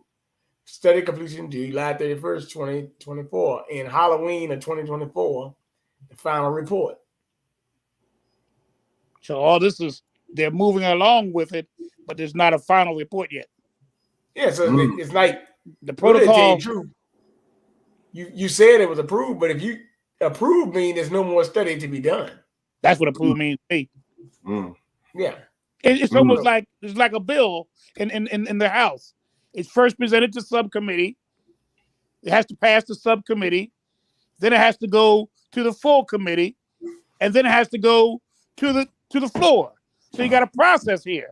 It's not a law until the House passes the law, and then the president has to sign it. So that's a process. That's not okay, we started it and now it's done. No, it's not that. It's a process. So just like a bill takes subcommittee, committee, the floor, and then the final vote and the president's signature. So this thing is going to take it's a step. Each step, they're moving toward the final step, which is, according to what you're saying, October 2024, which is over 2 years from now. Because we're still in September 2021. Yeah, I mean, so it's 2 years and a month from now. Yeah, and I'm gonna look up the names like Alyssa Harkins and the people on these letters on these pages too later. I'll find out who they are. Oh yeah, see who they are. But we just wanted to just give you that point of information. Well, Frank, I'm glad you did, because that's you very got Bishop information now, and you can email Oh, it yeah. to him, and you can email Bishop the 11 pages himself, and he can read it. But this page 5 shows you dates and stuff where these final studies. Right. That's why I went straight to page 5. Yeah, I'm gonna print that thing too. So anybody knock on my door, I'm gonna show them, here, look at this, and get out my house. But I'm gonna have that document. I'm gonna show right Frank, in front of man. I know you're tired. I know you're tired, man. I know, you know what I'm saying? I appreciate y'all coming on this podcast. Well, thank you, appreciate Frank, for inviting us. Because You the know old what I'm man is saying? getting a little weary now. Oh yeah, man. I appreciate that, man. And I appreciate you always have me on your show too, Bishop, man. You know what I'm saying? I'm always glad. I'm happy to have you on, and your input is always good. You always give us some good words, some inspiring words, as well as informative words. So I thank God for you, and I thank God for Bernard, certainly, who have been you have really been jewels on my show. You've taken it to another level, and I appreciate that. I really do. Nobody can do it alone. We have to do this together. Okay, why don't you shout out your info, Okay, Bishop. on Facebook, I'm Gerald Scott Simple. You'll see me in my clergy or whatever, a suit on my clergy. I don't know which one I got. It's just the key thing anymore. I'm on Instagram too. My Cash App. I'm on Instagram. I'm on all of them. Instagram, Twitter, everything. I'm on Clubhouse. I'm everywhere. My Cash App is $G William 67, capital G William 67, G William 67, and that's my Cash App, and that's my information for the most part. Oh yeah, Bishop. Appreciate word, man. Y'all hit Bishop up, you know what I'm saying? You know, going to follow him on all of his counts, man. You know what I'm saying? Let me say Oh something. yeah, you know. Can I say one more thing? Bishop, I'll tell you to hit him up. He's not trying to pimp you, so you can hit him up. Oh yeah. I'm not about all that. And I want to say one more thing too, if I may, Frank. I'll just remind everybody every Wednesday at 6 p.m. Eastern Standard Time, Real Talk with the G-Man on Blog Talk Radio. On Blog Talk Radio, the number is 515-602-9655. That's Blog Talk Radio, Real Talk with the G-Man, every Wednesday at 6 p.m. Frank and Bernard and Shaq are always on my program, and I thank them for their support. And Felicia's on my program as well, Sister Lockhart. She's also another supporter of the program. We thank you all and everyone else. Thank you so much. Oh yeah, Bishop, man. Thank you, bro. Oh yeah, man. BJ, man, you know what I'm saying? Go on and shout out your info, BJ. You know what I'm saying? Go on and shout out your info. Your family. You give me at Bernard Johnson on Facebook. You can give me at Bernard1121 Instagram, King BJ Fitness 32 Instagram, KingBJMedia.com, KingBJFitness.com, Twitter, 1987 BJ, Cash App, $1919 BJ, and we got to think about another. We're gonna have to get another little website. I'm gonna have to put up or something, do something soon because these boys cracking down on us. But it is what it is. Anything I forgot, I'll catch it back in my mind. But Frank, yeah, thanks for bringing us on, man. And Bishop, we're glad we was able to get you this Wednesday. We didn't get you last week. We got you this time. I'm so glad. Thank you. And next time, and the Queen Felicia, she's on her anniversary, so couldn't get her today, but next time we'll get her one more time. Oh yeah, oh yeah, oh Thank yeah, you oh both. yeah. Thank you so much. Thank you. Yeah, and thanks BJ for hooking it up with Bishop, man. I appreciate that, man. You know what I'm saying? Always bring good content. And thanks for sending that link to Judah She said she Queen. love You know your what I'm program, saying? Bishop. Ah, She said she love your program. oh, thank you so much. I appreciate it. Thank her so much. Oh yeah. Yes, sir. Well, Frank, I'm like I said, man, you take your time, man. I'm out. And Me too. you know. Later, Gators. All right, y'all. All Let me right, read the man. rest of these comments. All right, y'all. All right, BJ, man. Appreciate it, bro. Oh yeah. Got you. Take your time. Appreciate it, bro. I'm gonna holler at you, man. Oh yeah. So I'm gonna read the rest of these comments before I get the heck up out of here, y'all. I don't want to, you know what I'm saying? I know I'm gonna let them gentlemen go to sleep because they live three hours away from me. You know what I'm saying? All right. All right. So Judah Queen said, wow. I think she was responding to that the MLK news. Okay, so let's say black people need to get together and build our own construction firms. Yep. Contractor firm, and some of those billion-dollar federal dollars like Halliburton, we can bet billions of dollars contract helping build. Yep, we could have them rebuilding Hades. Yep, and in certain African countries and out here exactly. Folks do too much pocket watching when we need to be banking. Damn, when you're busy making money yourself, you don't have time to be standing around paddling and feeling on other people's pockets. That's true. Correct, Bishop. The plot twist. Those cans said that's up until last year. Yep, last year. That's true. Yep. They took the Lysol information off the cans last year. Homeschool. Yep. Oh yeah. Okay. Oh no, that's right, Judah Queen. That's the solution right there. You're standing on the sidewalk painting, reaching at what's bulging out other people's pockets. You should be busy trying to fill your pockets up. Yep. The CV has been around, and I saw its other name in its common cold. Yep. Instead of standing on the side watching what folks on both sides are arguing with each other or trying to decide who we believe. Like, yep, a tennis match. We black folks need to build our own hospital. That's so true.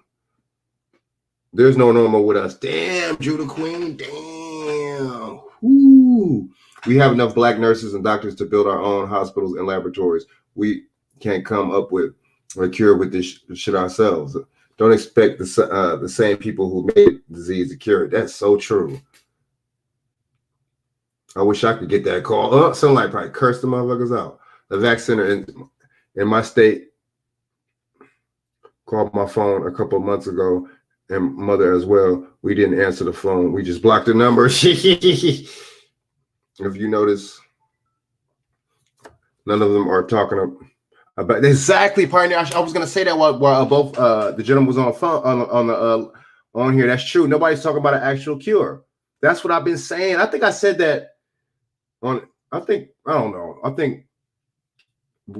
Anyway, me and you think alike, Pioneer. Great minds think alike. So if you notice, none of them are talking about an actual cure. They don't want it. This is why I said black folks need to take initiative and do things ourselves and stop waiting on them. That's so true. The bishop is on it. This is why I like the older generation of black people. They were raised on the right foot and have common sense. Yeah, that's true. And even spoke more properly. That's true. Geno Jennings said the vax isn't the mark of the beast. Geno Jennings drank. Yep, he did drink the Kool-Aid. He said he's going to do what he has to do to spread the message. Wow. This is Geno Jennings we're talking about, right? A broken clock is right twice a day. Damn. If you look at most of the elders, even they're from down south, they speak better and have better handwriting than the youth. A lot of youth today, yep, sound like they stepped out of a slave plantation. Damn, that's true.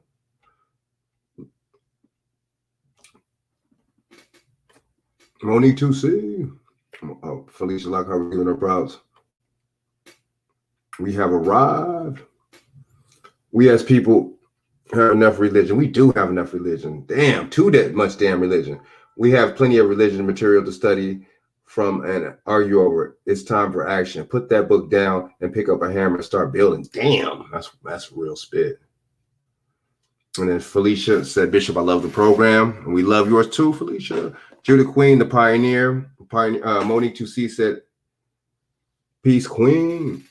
And Felicia Lockhart said, yes, I think she's gone. Great show, King. You need to add a couple people more days a week to your show. Yeah, I know. Hey, yeah. You talking about me or you talking about BJ Pioneer? Oh yeah, Pioneer gone. All right, Pioneer, peace. Barbara Rance is live. Is awake elder from Louisiana. Oh yeah, I be messing with Bob. I'm subscribed, Judah Queen of Barbara Ransom. I be seeing him. I be seeing you in his chats. I be seeing you in a lot of people's chats, Judah Queen. But that's what's up. You know. So yeah, man. So let me go on and get my, take myself out of here, man. I'm gonna go on and get out of here, man. But okay. So what I just wanted to say. With this, I just broke down those three main slots of the Congressional Black Caucus, and my point with that was look at the stuff they complain about. Look at the stuff that they the initiatives and stuff they want to put out. Look at the stuff that they deem is a big deal. Look at the stuff that they deem is a problem. Look at the stuff they deem is worth fighting for. It's all BS. Like earlier, they were talking about diversity and Biden to pick more black people and stuff like that. That is not going to do nothing for us. What is that going to do for us?